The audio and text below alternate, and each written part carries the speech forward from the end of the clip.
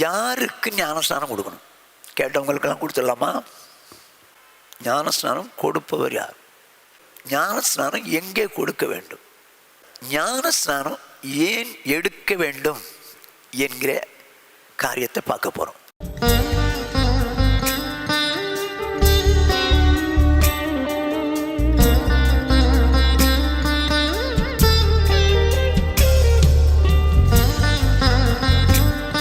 கர்த்தருடைய பரிசுத்த நாமத்திற்கு மகிமை உண்டாகட்டும். ஞானஸ்நானத்தை குறித்ததான சத்தியத்தை நாம் இந்த நாளிலே தியானிக்க போகிறோம். பலர் ஞானஸ்நானத்தை குறித்து பலவிதமாக பேசுகிறார்கள். ஆனால் வேதம் என்ன சொல்லுகிறது என்பதை வேதத்திலிருந்து நாம் தியானிக்க போகிறோம். முதலாவதாக, ஞானஸ்நானம் கொடுப்பவர் யார்? ஞானஸ்நானம் கொடுப்பவர் யார்? மத்தேயு எழுதின சுவிசேஷம் 3வது அதிகாரம் 6வது வசனம். தங்கள் பாவங்களை அறிக்கையிட்டு யோர்தான் நதியில் அவனால் ஞானஸ்நானம் பெற்றார்கள். யோவான் ஸ்நானன் யோர்தான் நதியில் ஞானஸ்நானம் கொடுத்தான். இவன் எப்படிப்பட்டவன்?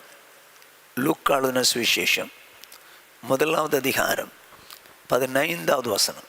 அவன் கர்த்தருக்கு முன்பாக பெரியவனாயிருப்பான், திராட்சரசமும் மதுவும் குடியான், தன் தாயின் வயிற்றில் இருக்கும் போதே பரிசுத்த ஆவினால் நிரப்பப்பட்டிருப்பான். இந்த யோவான் ஸ்நானன் பரிசுத்த ஆவினால் நிரப்பப்பட்டவன். வேதத்தின்படி பரிசுத்த ஆவி பெற்றவர்களே ஞானஸ்நானம் கொடுக்க வேண்டும். அப்படியானால் இந்த யோவான் ஸ்நானன் பரிசுத்த ஆவி பெற்றவன் என்று சொல்லி வேதம் சொல்லுகிறது. அதோடு மாத்திரமல்ல, இயேசு ஞானஸ்நானம் கொடுத்தாரா? அவர் பரிசுத்த ஆவி பெற்றாரா? வேதம் சொல்லுகிறது. யோவான் எழுதின சுவிசேஷம் 3வது அதிகாரம் 22வது வசனம். இவைகளுக்கு பின்பு இயேசுவும் அவருடைய சீசரும் யூதேயா தேசத்துக்கு வந்தார்கள். அங்கே அவர் அவர்களோட சஞ்சரித்து ஞானஸ்நானம் கொடுத்து வந்தார். வேதம் சொல்லுது கவனிங்க. இயேசு யூதேயாவில் சஞ்சரிக்கும் போது அங்கே அவர் ஞானஸ்நானம் கொடுத்து வந்தார். இயேசு ஞானஸ்நானம் கொடுத்து வந்தார். அப்படியானால் அவர் பரிசுத்த ஆவி பெற்றவரா? ஆம், அவரும் பரிசுத்த ஆவி பெற்றவரே. எப்படி என்றால், மத்தேயு எழுதின சுவிசேஷம் 3வது அதிகாரம் 16வது வசனம். இயேசு ஞானஸ்நானம் பெற்று ஜலத்திலிருந்து கரையேறின உடனே இதோ வானம் அவருக்கு திறக்கப்பட்டது, தேவ ஆவி புறாவை போல இறங்கி தம்மேல் வருகிறதை கண்டார். வேதம் சொல்லுங்க. இயேசு கிறிஸ்து ஞானஸ்நானம் பெற்று கரையேறுகிறார். அப்பொழுது ஆவியானவர், பரிசுத்த ஆவியானவர் புறாவை போல் அவர் மேல் இறங்குகிறார். அப்படியானால் இயேசு கிறிஸ்துவும் பரிசுத்த ஆவி பெற்றவரே, பரிசுத்த ஆவியின் அனுபவத்தை பெற்றவரே. அதனால அவர் ஞானஸ்நானம் கொடுக்கிறார். சீஷர்கள் கொடுத்தார்களா? வேதம் சொல்லுகிறது. யோவான் எழுதின சுவிசேஷம் 4வது அதிகாரம் 1 முதல் 3 வசனங்கள். யோவானை பார்க்கிலும் இயேசு அநேகம் பேரை சீசராக்கி ஞானஸ்நானம் கொடுக்கிறார் என்று பரிசேயர் கேள்விப்பட்டதாக கர்த்தர் அறிந்தபோது யூதேயாவை விட்டு மறுபடியும் கலிலேயாவுக்கு போனார். இயேசு தாமே ஞானஸ்நானம் கொடுக்கவில்லை, அவருடைய சீசர்கள் கொடுத்தார்கள். இங்கே வேதம் சொல்றது கவனிங்க. யூதேயாவில் இயேசு ஞானஸ்நானம் கொடுக்கிறார் என்பதை பரிசேயர் கேள்விப்படுறாங்க. உடனே இயேசு என்ன பண்றாரு? அங்கிருந்து கலிலேயாவுக்கு போறாரு. கலிலேயாவில் சீஷர்கள் ஞானஸ்நானம் கொடுத்தார்கள். சீஷர்கள் பரிசுத்த ஆவி பெறலையே, எப்படி அப்போ அவங்க ஞானஸ்நானம் கொடுத்துருக்கலாம் அப்படின்னு நீங்கள் கேட்கலாம். வேதம் சொல்லுது, பிதா, குமாரன், பரிசுத்த ஆவி வரும் ஒன்றாயிருக்கிறார்கள். இயேசு இந்த உலகத்தில் இருக்கிறார், பிதாவும் ஆவியானவரும் மேலே இருக்கிறாங்க. இந்த மூவரில் ஒருவராகிய இயேசு சீஷலோடு கூட இருந்தபடினாலே சீஷல் கொடுத்தார்கள். ஏனால் அதுவரைக்கும் பரிசுத்த ஆவி அருளப்படவில்லை. ஆனால் இயேசு பிதா, குமாரன், பரிசுத்தாவி, இந்த மூவரில் இயேசு, குமாரனா இயேசு இவர்களோடு கூட சீஷலோடு கூட இருந்தபடினாலே அவர்கள் ஞானஸ்நானம் கொடுத்தார். ஆனால் இயேசு போகும்போது சொல்லிட்டு வர்றாரு, வாசிப்போம். அப்போஸ்தலர் நடபடிகளின் புஸ்தகம் 1 அதிகாரம் 4, 5 வசனங்கள். அன்றியும் அவர் அவர்களுடனே கூடி வந்திருக்கும்போது அவர்களை நோக்கி, யோவான் ஜலத்தினாலே ஞானஸ்நானம் கொடுத்தான், நீங்கள் சில நாளுக்குள்ளே பரிசுத்த ஆவினாலே ஞானஸ்நானம் பெறுவீர்கள். ஆகையால் நீங்கள் எருசலேமை விட்டு போகாமல் என்னிடத்தில் கேள்விப்பட்ட பிதாவின் வாக்குத்தத்தம் நிறைவேற காத்திருங்கள் என்று கட்டளையிட்டார். ஆண்டவராக இயேசு கிறிஸ்து தம்மோடு கூட இருந்தவர்களுக்கு சொல்றாரு, நீங்கள் எருசலேமை விட்டு போயிடாதீங்க, பிதாவின் வாக்குத்தத்தம் நிறைவேறும்படிக்கு நீங்கள் இங்கே இருங்க, சில நாளுக்குள்ளே நீங்கள் பரிசுத்தாவினால் நிரப்பப்படுவீர்கள், பரிசுத்தாவை பெற்றுக்கொள்வீர்கள் அப்படின்னு இயேசு சொல்கிறார். இப்போது 120 ஒரு இடத்துல கூடியிருக்கிறாங்க, மேல் வீட்டு அறையில் கூடியிருக்காங்க. இப்போ நடக்கிறது பாருங்கள். அப்போஸ்தலர் நடபடிகளின் புஸ்தகம் 2 அதிகாரம் 4 வசனம். அவர்கள் எல்லாரும் பரிசுத்த ஆவினாலே நிரப்பப்பட்டு ஆவியானவர் தங்களுக்கு தந்துள்ள வரத்தின்படியே வெவ்வேறு பாஷைகளிலே பேசத் தொடங்கினார்கள். இப்போ பரிசுத்த ஆவியானவர் முதலாவது இறங்குறார். பெந்தேகோஸ்தே என்னும் நாளிலே பரிசுத்த ஆவியானவர் இறங்குகிறார். அவர் எல்லாரும் பரிசுத்த ஆவியினால் நிரப்பப்பட்டு அப்போ பரிசுத்த ஆவியை பெற்றுட்டாங்க. ஓகே, இப்போ என்ன செய்கிறாங்க பாருங்க. அப்போஸ்தலர் 2 அதிகாரம் 41 வசனம். அவனுடைய வார்த்தையை சந்தோஷமாய் ஏற்றுக்கொண்டவர்கள் ஞானஸ்நானம் பெற்றார்கள். அன்றைய தினம் ஏறக்குறைய 3000 பேர் சேர்த்து கொள்ளப்பட்டார்கள். இந்த பரிசுத்தாய் பெற்ற அவர்கள் 3000 பேருக்கு ஞானஸ்நானம் கொடுக்குறாங்க. பரிசுத்தாய் பெறாத வரைக்கும் ஆண்டவர் சொல்லிட்டார், நீங்கள் எங்கேயும் போகாதீங்க, எருசலேமில் மட்டும் இருங்க, அமைதியாக இருங்கன்ட்டார். அவங்க எந்த ஊழியமும் செய்யலை.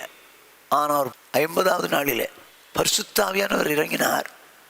எல்லாரும் பரிசுத்தாவினால் நிரப்பப்பட்டார்கள். அப்படி பரிசுத்தாவி பெற்றவர்களே 3000 பேருக்கு ஞானஸ்நானம் கொடுக்குறாங்க.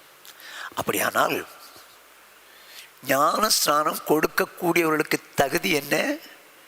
பரிசுத்தாவி பெற்றவர்களாக இருக்க வேண்டும். யார் வேணாலும் ஞானஸ்நானம் கொடுத்துடலாங்க, அப்படியே இல்லை, அப்படியா இல்லை.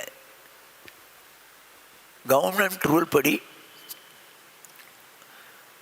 பிஏ பிஎட் படித்த அதில் செகண்ட் டிகிரி படித்து வேலை பார்த்து ரிட்டையர்ட் ஆனவங்க என்கிட்ட இந்த பையன் 5th ஸ்டாண்டர்ட் வரைக்கும் ப்ரைவேட்டாக படித்தான், இவன் 6ஆம் வகுப்புலையும் சேரலாம் அப்படின்னு சொல்லி சர்டிஃபிகேட் கொடுத்தாங்கன்னா அது செல்லும் கவர்மெண்ட்டுக்கு. ஆனால் ஒருத்தர் பிஹெச்டி பண்ணியிருக்கலாம், அல்ல இன்ஜினியராக இருக்கலாம், இல்லை டாக்டராக இருக்கலாம், அவங்க என்கிட்ட இந்த பையன் படித்தான் அப்படின்னு சர்டிஃபிகேட் கொடுத்தா செல்லாது. ஏன்னா கவர்மெண்ட் அப்ரூவ் பண்ணது அவங்கள தான். பிஎஸ்சி பிஎட் படித்தவங்களையோ செகண்ட் டிகிரி படித்தவங்களையோ அவங்க வேலை பார்த்து ரிட்டையர் பண்ணால் அவங்க கொடுத்தா சர்டிஃபிகேட் சொல்லும், அது கவர்மெண்ட்டே ஒத்துக்குது. அப்படியே யார் வேணாலும் ஞானஸ்நானம் கொடுக்கலாம், இல்லவே இல்லை. வேதம் ஒத்துக்கிறது, பரிசுத்தாய் பெற்றோர்கள் மட்டும்தான் ஞானஸ்நானம் கொடுக்கணும். ஓகே, எங்கே கொடுக்க வேண்டும் ஞானஸ்நானம்? எங்கே கொடுக்க வேண்டும்? ஒரு செம்பில் தண்ணி எடுத்து தெளிக்கணுமா, இல்லை வேறு எங்கேயாவது கொடுக்கணுமா? எங்கே கொடுக்க வேண்டும்? வேதம் சொல்லுகிறது. யோவான் எழுதின சுவிசேஷம் 3 அதிகாரம் 23 வசனம்.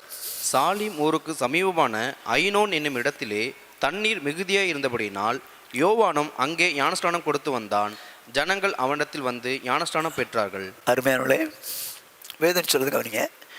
தண்ணீர் மிகுதியாக இருந்தபடினாலே அங்கே ஞானஸ்நானம் கொடுத்து வந்தான். ஆவியானவர் என்ன அழகாக எழுதியிருக்கிறார் பாருங்க. தண்ணீர் மிகுதியாக இருந்தபடினாலே அங்கே ஞானஸ்நானம் கொடுத்து வந்தார் யோவான். அப்போது தண்ணி மிகுதியாக இருக்கணும். அதோடு மாத்திரம் இல்லை, இயேசு ஞானஸ்நானம் பெறும்போது என்ன நடக்குது பாருங்க. மத்தேயு எழுதின சுவிசேஷம் 3 அதிகாரம் 16 வசனம். இயேசு ஞானஸ்நானம் பெற்று ஜலத்திலிருந்து கரையேறின உடனே இதோ வானம் அவருக்கு திறக்கப்பட்டது, தேவ ஆவி புறாவை போல இறங்கி தம்மேல் வருகிறதை கண்டார். இயேசு எங்கேருந்து கரையேறார்? ஜலத்திலிருந்து கரையேறுகிறார். அப்போ ஞானஸ்நானம் பெறும்போது எங்கே போயிருக்கிறாரு? தண்ணிக்குள்ளே போயிருக்கிறார். மிகுதியான இடம். யோவான் ஸ்நானனால் அவர் ஞானஸ்நானம் பெறுகிறார் ஆண்டவர். தண்ணி அங்கே மிகுதியாக இருக்குது. இயேசு எடுத்தது யோர்தான்ல. இயேசு தண்ணி மிகுதியாக இருந்தபடினாலே அங்கே இறங்கி அவர் ஞானஸ்நானம் பெற்று கரையேறுகிறார். அப்படியானால் தண்ணி மிகுதியான இடத்தெல்லாம் கொடுக்கணும். ஒரு முறை காந்தாகே ராஜஸ்திரியினுடைய மந்திரி, ஃபைனான்ஸ் மினிஸ்டர், ஒரு எருசலேமில் தொழுது கொண்டு, தேவனை தொழுது கொண்டு ரதத்தில் திரும்பி போகிறாரு.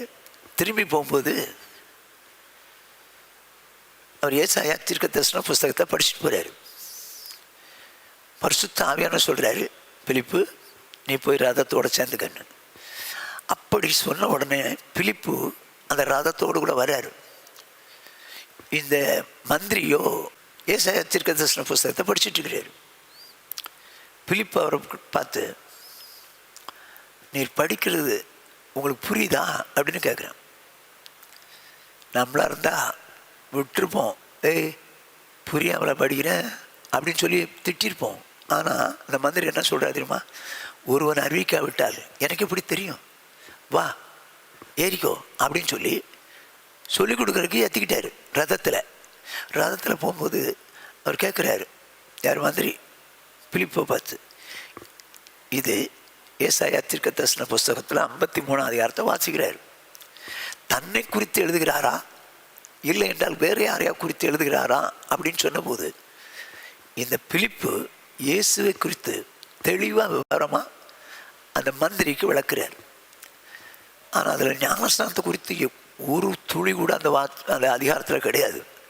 ஆனால் பிலிப்பு எந்த அளவுக்கு அந்த வார்த்தைகளை கொண்டு சுவிசேஷம் சொல்லியிருப்பார் பாருங்க, நடக்கிறத பாருங்க.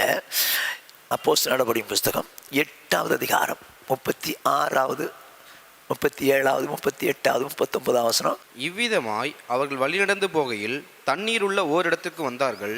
அப்பொழுது மந்திரி, இதோ தண்ணீர் இருக்கிறதே, நான் ஞானஸ்நானம் பெறுகிறதற்கு தடை என்ன என்றான். இப்போ பேசிக்கிட்டே போறாங்க. திடீர்னு மந்திரி கேட்கிறாரு, இதோ தண்ணி இருக்கிறதே, ஞானஸ்நானம் பெற தடை என்ன? இந்த மந்திரிக்கு இந்த ஏசாயா தீர்க்கதரிசன புஸ்தகத்திலிருந்து பிலிப்பு விளக்கி சொன்னபோது சுவிசேஷம் சொல்லிட்டு ஞானஸ்நானம் வரைக்கும் சொல்லியிருக்கிறாரு. அப்போ ஞானஸ்நானம் எவ்வளோ முக்கியம் பாருங்க, எவ்வளோ முக்கியம் பாருங்க. அது வரைக்கும் சொல்லிட்டாரு, அதை முக்கியப்படுத்தி இருக்கிறாரு. அதனால தான் அவர் இதோ தண்ணி இருக்கிறது, ஞானஸ்நானம் பெற தடை என்ன அப்படின்னு சொல்லி பிலிப்பை பார்த்து கேட்குறாரு மந்திரி. உடனே பிலிப்பு என்ன சொல்கிறார் பாருங்க. அதற்கு பிலிப்பு, நீர் முழு இருதயத்தோடும் விசுவாசித்தால் தடை இல்லை என்றான். அப்பொழுது அவன், இயேசு கிறிஸ்துவை தேவனுடைய குமாரன் என்று விசுவாசிக்கிறேன் என்று சொல்லி. என்ன சொல்கிறாரு? நீர் முழு இதயத்தோடு விசுவாசித்தால் தடை இல்லை. உடனே அவர் சொல்கிறாரு, இயேசு கிறிஸ்துவை தேவனுடைய குமாரன் என்று விசுவாசிக்கிறேன் அப்படின்னாரு. இயேசு தேவனுடைய குமாரன், தேவன் குமாரனாய் வந்தார் அல்ல, அதான் அழகா விசுவாசிக்கிறான். அவர் தேவனுடைய குமாரன் அப்படின்னு விசுவாசிக்கிறேன்றான். உடனே என்ன நடக்குது பார்ப்போம். ரதத்தை நிறுத்த சொன்னான். அப்பொழுது பிலிப்பும் மந்திரியும் ஆகிய இருவரும் தண்ணீரில் இறங்கினார்கள். பிலிப்பு அவனுக்கு ஞானஸ்நானம் கொடுத்தான். வேதம் சொல்றது கவனிங்க. இயேசுவை தேவகுமாரன் விசுவாசிக்கிறேன், அவர் எனக்கு அடிக்கப்பட்டார், ரத்தத்தினார் மரித்தார் என்கிறது எல்லாவற்றையும் அதில் சொல்லிட்டார்.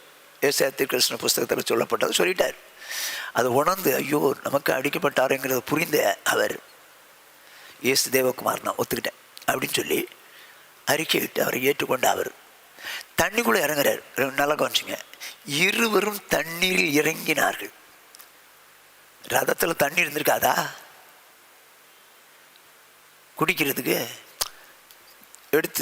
தண்ணி எடுத்து பிதா குமாரன் பரிசுத்தாவின் நாமத்தில் உனக்கு ஞானஸ்நானம் கொடுக்குறேன்னு சொல்லி சிலுவை அடையாளத்தை போட்டு தண்ணி தெளித்து போயிருக்கலாமே.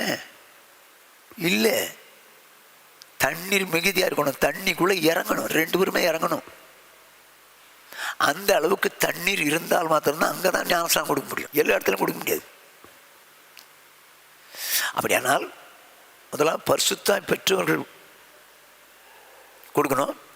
2வது தண்ணீருக்குள்ளே இறங்கணும், அதனால தண்ணி நிறையா இருக்கணும். ஸோ அதுக்குள்ளே தான் கொடுக்கணும். முழுகணுங்க. அது எதுக்காக முழுகணும்னு நான் பின்னால் சொல்கிறேன். தண்ணிக்குள்ளே முழுகி எடுப்பாங்க. அது எதுக்கு அடையாளம்னு சொல்லி நான் பின்னால் சொல்கிறேன்.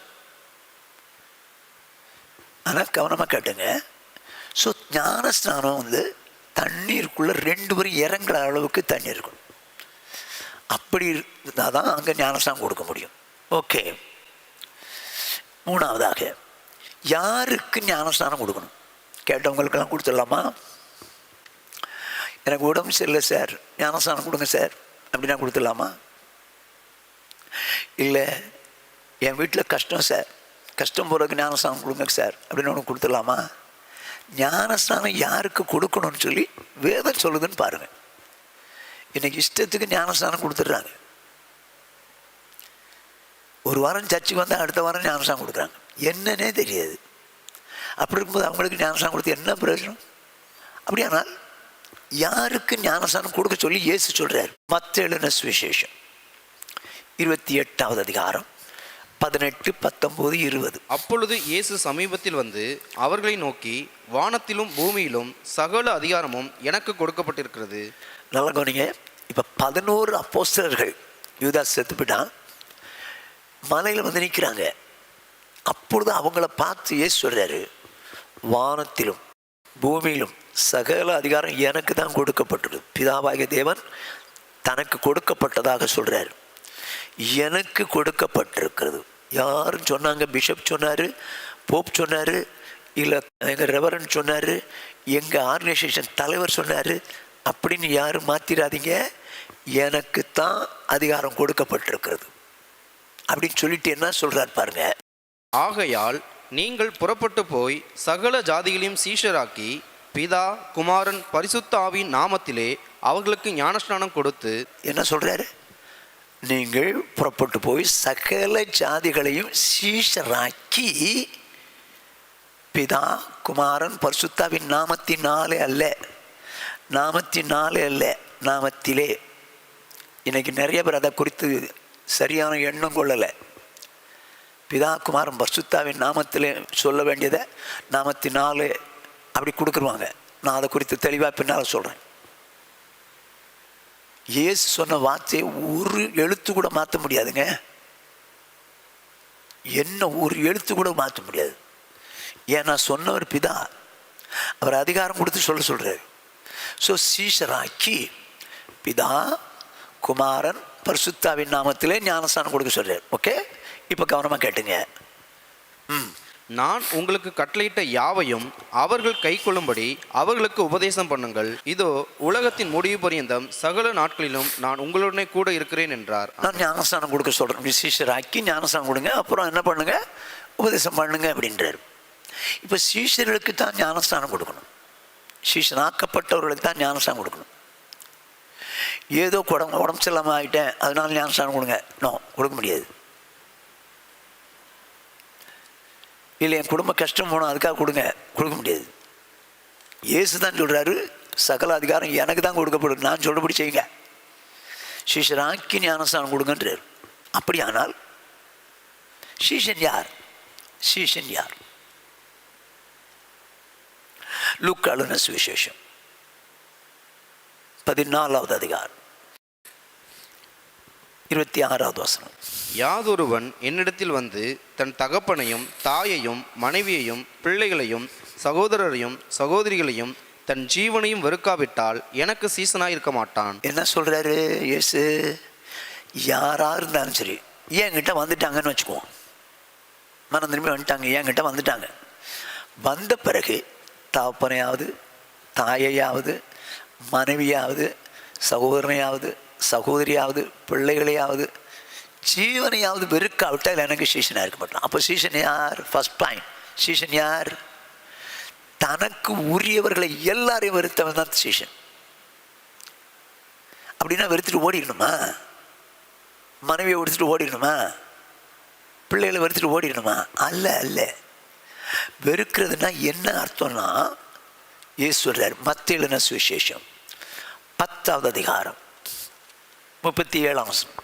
தகப்பனையாவது தாயையாவது என்னிலும் அதிகமாய் நேசிக்கிறவன் எனக்கு பாத்திரன் அல்ல, மகனையாவது மகளையாவது என்னிலும் அதிகமாய் நேசிக்கிறவன் எனக்கு பாத்திரன் அல்ல. என்ன சொல்றாரு? தகப்பனையாவது தாயாவது, அல்லவென்றால் மகனையாவது மகளையாவது என்னை விட அதிகமாய் நேசித்தால் எனக்கு பாத்திரம் அல்லன்றார். இதைத்தான் சொன்னார்.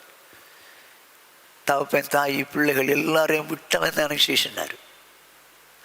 அப்புறமே இன்றைக்கு எங்கள் அப்பாவுக்கு எனக்கு பயமாக இருக்குது, எங்கள் வீட்டுக்காரர் ஏதாவது சத்தம் போடுவார், இல்லை என் பிள்ளைகள் ஏதாவது சொல்லுவாங்க அப்படின்னு பயப்படுறவங்களுக்கெல்லாம் ஞானஸ்நானம் கொடுத்தா வேஸ்ட்டு.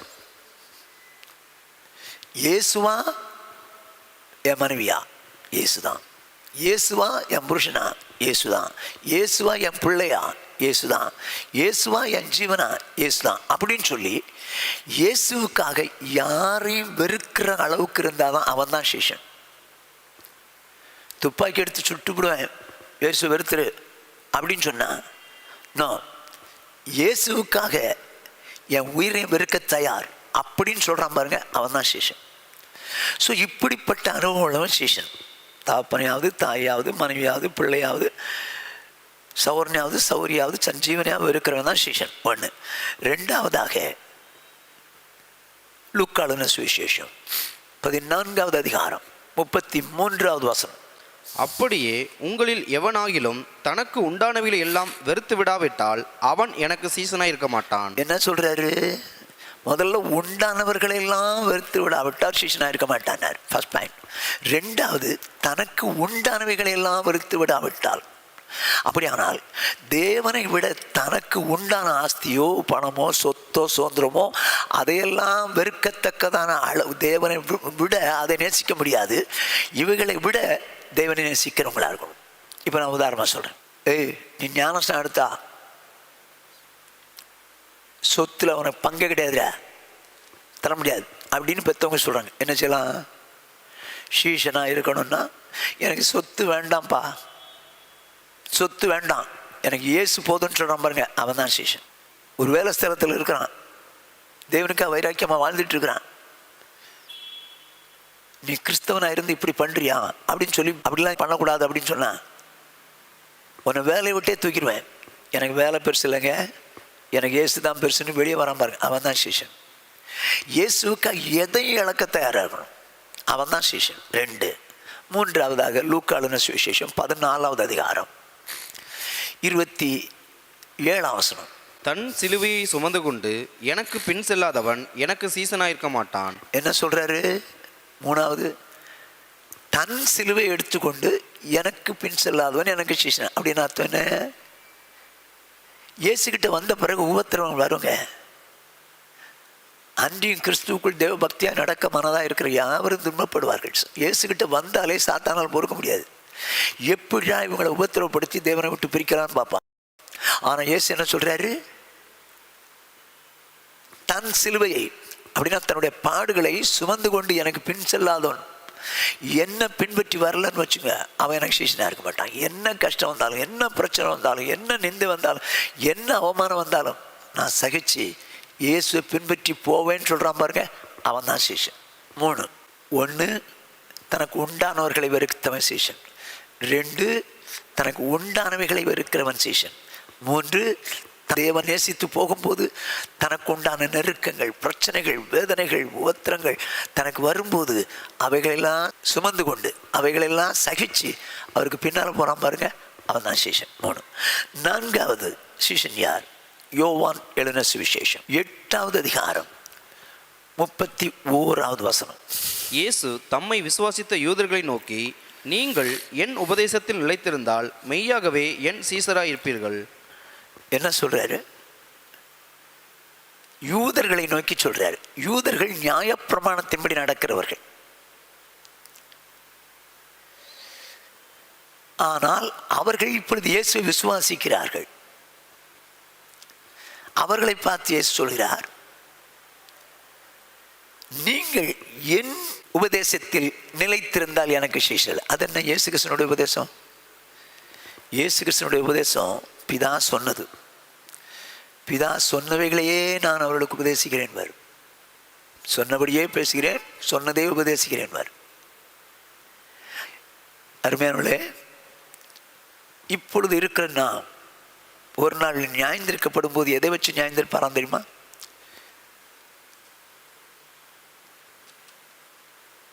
இயேசு சொன்ன வசனத்தை வச்சு தான் நியாயந்திருப்பார். யோவான் 12:48 சொல்லுது, என்னை தள்ளி என் வார்த்தைகளை ஏற்றுக்கொள்ளாதவனை நியாயத்திற்கிறது ஒன்று இருக்கிறது. நான் சொன்ன வசனமே அவனை கடைசி நாளில் நியாயத்திற்கும். அப்போ பிதாவாகிய தேவன் இயேசுவுக்கு சொன்ன காரியத்தை தான் இயேசு உபதேசிக்கிறார். ஆண்டவராக இயேசு சொன்னது தான் கடைசி நாள் நியாயத்திற்கும். அதனால தான் யூதர்கள்கிட்ட சொல்றாரு, நீங்கள் என் உபதேசத்தில் நிலைத்திருந்தால் எனக்கு சீஷர்களாக இருப்பீர்கள். ஏன்னா யூதர்கள் நாளைக்கு இயேசு விசுவாசிக்கிறேன்னு விசுவாசிச்சு அப்புறம் திடீர்னு சொல்லி அப்படி இருக்கணும் இப்படி இருக்கணும்னு சொல்லி நியாயப்பிரமாணத்தின் காரியங்களை சொல்லும்போது அவங்க ஓடிடக்கூடாது. அதுக்காக தான் இயேசு சொல்கிறாரு, நீங்கள் என் உபதேசத்தில் நிலைத்திருந்தால் எனக்கு சீஷர்களாக இருப்பீர்கள்னார். ஸோ அப்போ இயேசு கிறிஸ்துவினுடைய உபதேசத்தில் நிலைத்திருக்கிறவர்கள் சீஷர்கள். 4. 5ஆவதாக யோவான் 13வது அதிகாரம் 35வது வசனம். நீங்கள் ஒருவரில் ஒருவர் அன்புள்ளவர்களாய் இருந்தால் அதனால் நீங்கள் என்னுடைய சீசர்கள் என்று எல்லாரும் அறிந்து கொள்வார்கள் என்றார். இப்போ அவருடைய சீஷர்கள் யாரா? தேவனுடைய பிள்ளைகள் எல்லாரோடும் கூட அன்பா இருக்கணும். இந்த அண்ணன் தான் பிடிக்கும், இந்த அக்கா தான் பிடிக்கும், அந்த அங்கிள் தான் பிடிக்கும், இந்த ஆண்டி தான் பிடிக்கும்.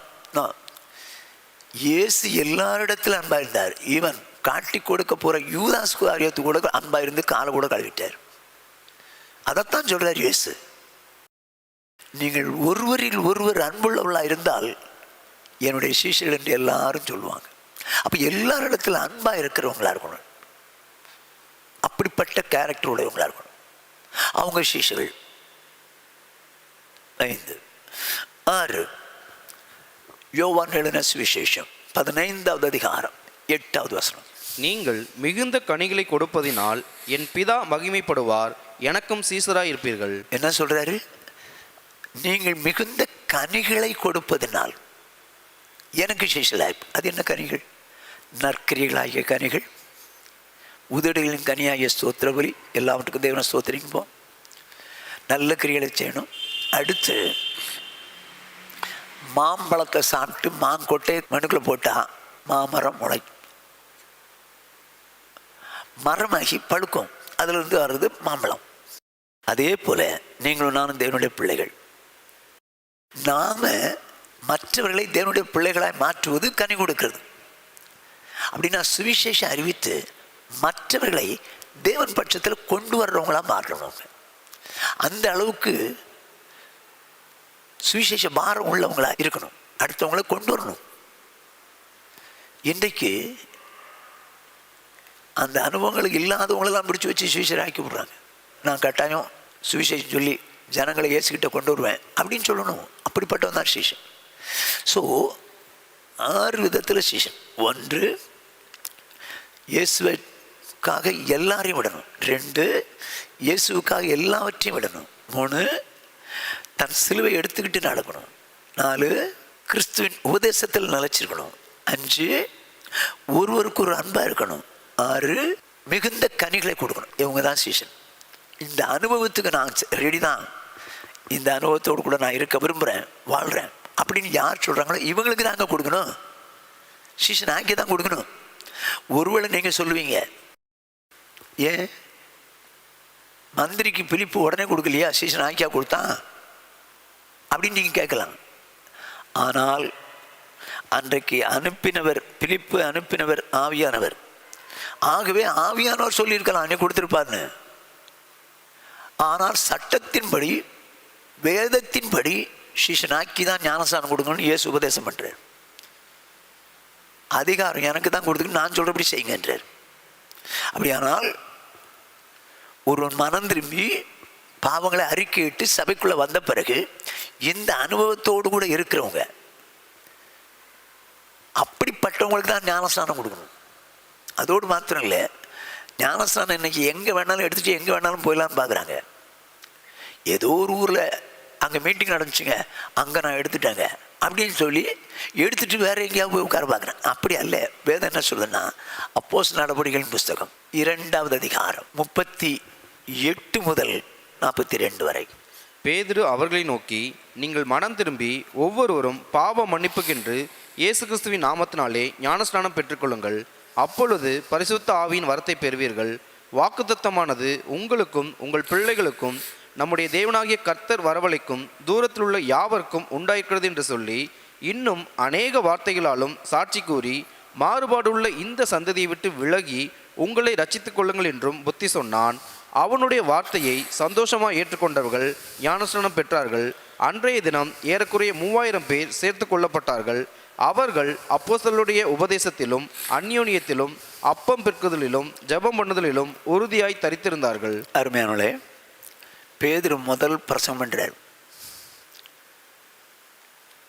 எருசலேமில். அங்கே பிரசங்கம் பண்ணும்போது எல்லாரும் குத்தப்பட்டு நாங்கள் என்ன செய்யணும்னு கேட்குறாங்க. அப்போ தான் சொல்கிறார், நீங்கள் மனம் திரும்பி ஒவ்வொருவரும் பாவ மன்னிப்புக்கென்று ஞானஸ்நானம் பெற்றுக்கொள்ளுங்கள். அப்போ ஞானஸ்நானம் ஏன் எடுக்கணும்? பாவம் மன்னிக்கப்படுறதுங்க. பெற்றுக்கொள்ளுங்கள். அப்பொழுது பரிசுத்தாவின் வரத்தை பெறுவீர்கள். வாக்குத்தத்தமானது உங்களுக்கும் உங்கள் பிள்ளைகளுக்கும் தூரத்திலிருந்து வரவழைக்கும் யாவருக்கும் உண்டாயிருக்குன்னு சாட்சி சொல்லி இன்னும் அநேக வார்த்தைகளாலும் அவங்களுக்கு சாட்சி கூறணும். என்ன வார்த்தை அது? இன்னும் அநேக வார்த்தைகளாலும் சாட்சி சொன்னான்னு இருக்கு. அது என்ன வார்த்தை தெரியல. ஆவியானவர் மறைச்சிட்டாரு. எதை முக்கியன்றாரு? மனம் திரும்பி ஞானஸ்நானம் எடுக்க முக்கியன்றாரு. பரிசுத்தாவின் அபிஷேகம் பெறணுன்றாரு. மற்றது மறைச்சிட்டாரு ஆவியானவர். சொல்லிட்டு மாறுபாடு உள்ள சந்ததியை விட்டு விலகி உங்களை ரட்சித்துக் கொள்ளுங்கள் என்று சொன்னார். அது என்ன மாறுபாடு உள்ள சந்ததி? இந்த சத்தியத்திற்கு மாறுபட்டவர்களை விட்டு விலகு அப்படின்னு சொல்லி ஸ்ட்ராங்கா சொல்ற. அதை சந்தோஷமா ஏற்றுக்கொண்டவர்கள் ஞானஸ்நானம் பெற்றார்கள். அப்படியானா மாறுபாடு உள்ள சந்ததி குழந்தை ஞானஸ்நானம், தேடப்படுத்தல், பூசை இப்படிலாம் வச்சுக்கிட்டு அங்கே நாங்கள் இருப்போம், இங்கேயும் வந்துடுவோம். அவங்கள விட்டு விலகி வாழ்றாரு. எகிப்தில் இருக்கும்போது பார்வோன்னு சொல்கிறான், இங்கே ஆராதனை பண்ணுங்க. வனாந்தரத்துக்கு போவோம். செங்கடலை தாண்டோன்னு அடைச்சிட்டாரு. ஏன்னா நீ அங்கே போகக்கூடாது, மறுபடியும் அங்கே போகக்கூடாது. ஆனால் இன்னைக்கு குழந்தை ஞானஸ்நானம், திடப்படுத்தல்னு சொல்லக்கூடிய மனிதர்களால் ஏற்படுத்தப்பட்ட பாரம்பரிய சபைகளில் இருந்துட்டு எங்கேயோ வசனத்தை கேட்டு என்ன பண்ணுறாங்க, எங்கேயோ யார்கிட்டயோ போய் ஞானஸ்நானம் எடுத்துட்டு மறுபடியும் அங்கே போய் உட்காந்துருக்காங்க. இது வேதம் ஒத்துக்காதுங்க. வேதம் ஒத்துக்காது. மாறுபாடு உள்ள சந்ததியை விட்டு விலகினாதான் ஞானஸ்நானம் கொடுக்கணும். அவர்கள் ஞானஸ்நானம் பெற்று வெளியே வந்துட்டாங்க. அவர்கள் அப்போஸ்தல உபதேசத்திலும் அந்யோன்யத்திலும் அப்பம் பெற்றுதலும் ஜெபம் பண்ணுதலும் உறுதியாக தெரிந்தாங்க. அதான் சபை. அங்கே உட்காந்துட்டாங்க. இன்னைக்கு ஞானஸ்நானம் கொடுக்குறவங்களும் எங்கேயோ வா நான் கொடுத்துட்றேன்னு கொடுத்துட்றாங்க. ஏன்னா அவங்களுக்கு காணிக்க கொடுத்துட்டு எங்கே வேணாலும் போ. எப்படிங்க சொல்ல முடியாது? எப்படி சொல்ல முடியும்? வாழ்கிறது வாழ்ந்தால் ஆண்டவருக்குன்னு உண்மையாக வாழ்க்கணும். மாறுபாடு உள்ள சந்ததி விட்டு விலகணுங்கிறது முக்கியங்க, முக்கியம். ஓகே, இப்போது யாருக்கு ஞானஸ்நானம் கொடுக்கணும்னு சொல்லி பார்த்தோம். 4வதாக ஞானஸ்நானம் ஏன் எடுக்க வேண்டும் என்கிற காரியத்தை பார்க்க போகிறோம். ஞானஸ்நானம் ஏன் எடுக்க வேண்டும் என்கிற காரியத்தை பார்க்க போகிறோம். மத்தேயு எழுதின சுவிசேஷம் 3வது அதிகாரம் 14வது 15வது வசனங்கள். யோவான் அவருக்கு தடை செய்து, நான் உம்மாலே ஞானஸ்நானம் பெற வேண்டியதா இருக்க நீர் என்னிடத்தில் வரலாமா என்றான். இயேசு அவனுக்கு பிரதியுத்தரமாக, இப்பொழுது இடங்கொடு, இப்படி எல்லா நீதியையும் நிறைவேற்றுவது நமக்கு ஏற்றதா இருக்கிறது என்றார். அப்பொழுது அவருக்கு இடம் கொடுத்தான். இப்போ இயேசு கிறிஸ்து கலிலேயாவிலிருந்து யோர்தானுக்கு வந்திருக்கிறார். யோவான் ஸ்நானனால் ஞானஸ்நானம் பெறும்படிக்கு வந்திருக்கிறார். ஆனால் திடீர்னு சொல்லி யோவான் ஸ்நானம் சொல்கிறான், உம்மாலே நான் ஞானஸ்நானம் பெற இருக்க நீர் என்னிடத்தில் வரலாமா அப்படின்னு சொல்லி கேட்குறான். தன்னை தாழ்த்தி அப்படி கேட்குறான். அதுக்கு இயேசு என்ன சொல்கிறாரு? இப்பொழுது இடங்கொடு, இப்படி எல்லா நீதியை நிறைவேற்றுவது நமக்கு ஏற்றதாக இருக்கிறது. அப்படின்னா இது பிதாவினால் அருளப்பட்ட நீதி, பிதாவினால் அருளப்பட்ட வசனம். நான் அதை நிறைவேற்றணும். இயேசு பிதா சொன்னதை செஞ்சாகணும். அருமையானவர்களே, ஞானஸ்நானம் என்பது தேவனுடைய நீதி. நல்ல கவனமாக கேட்டுங்க. ஏது சடங்காச்சாரத்துக்கு ஞானஸ்நானம் கிடையாது.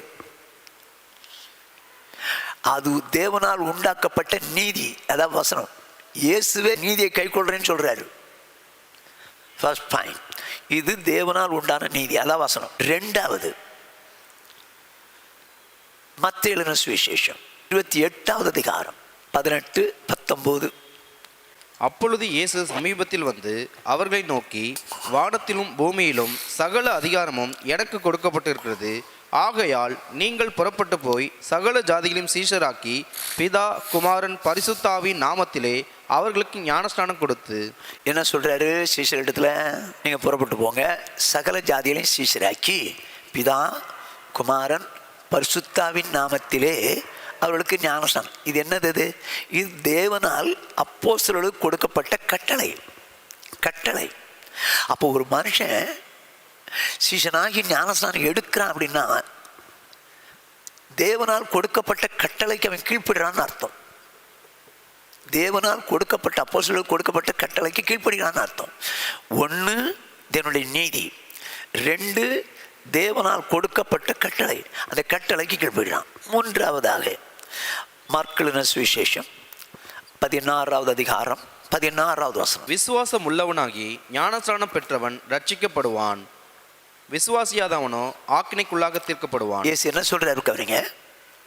இயேசு கிறிஸ்துவை குறித்து வேதம் சொல்லும், பாவிகளை ரட்சிக்க கிறிஸ்து இயேசு உலகத்தில் வந்தாருன்னு. இப்போ இவர் என்ன சொல்றாரு? விசுவாசம் உள்ளவனாகி ஞானஸ்நானம் பெற்றவன் ரட்சிக்கணும். என்ன விசுவாசம்? இயேசு தேவனுடைய குமாரன் விசுவாசிக்கணும். அதோடு மாத்திரம் இல்லை, இயேசு எனக்காக இந்த உலகத்திற்கு பிதாவினால் அனுப்பப்பட்டார். பரிசுத்த ஆவியானவரால் கன்னிமரி இடத்தில் உற்பத்தி ஆனார்.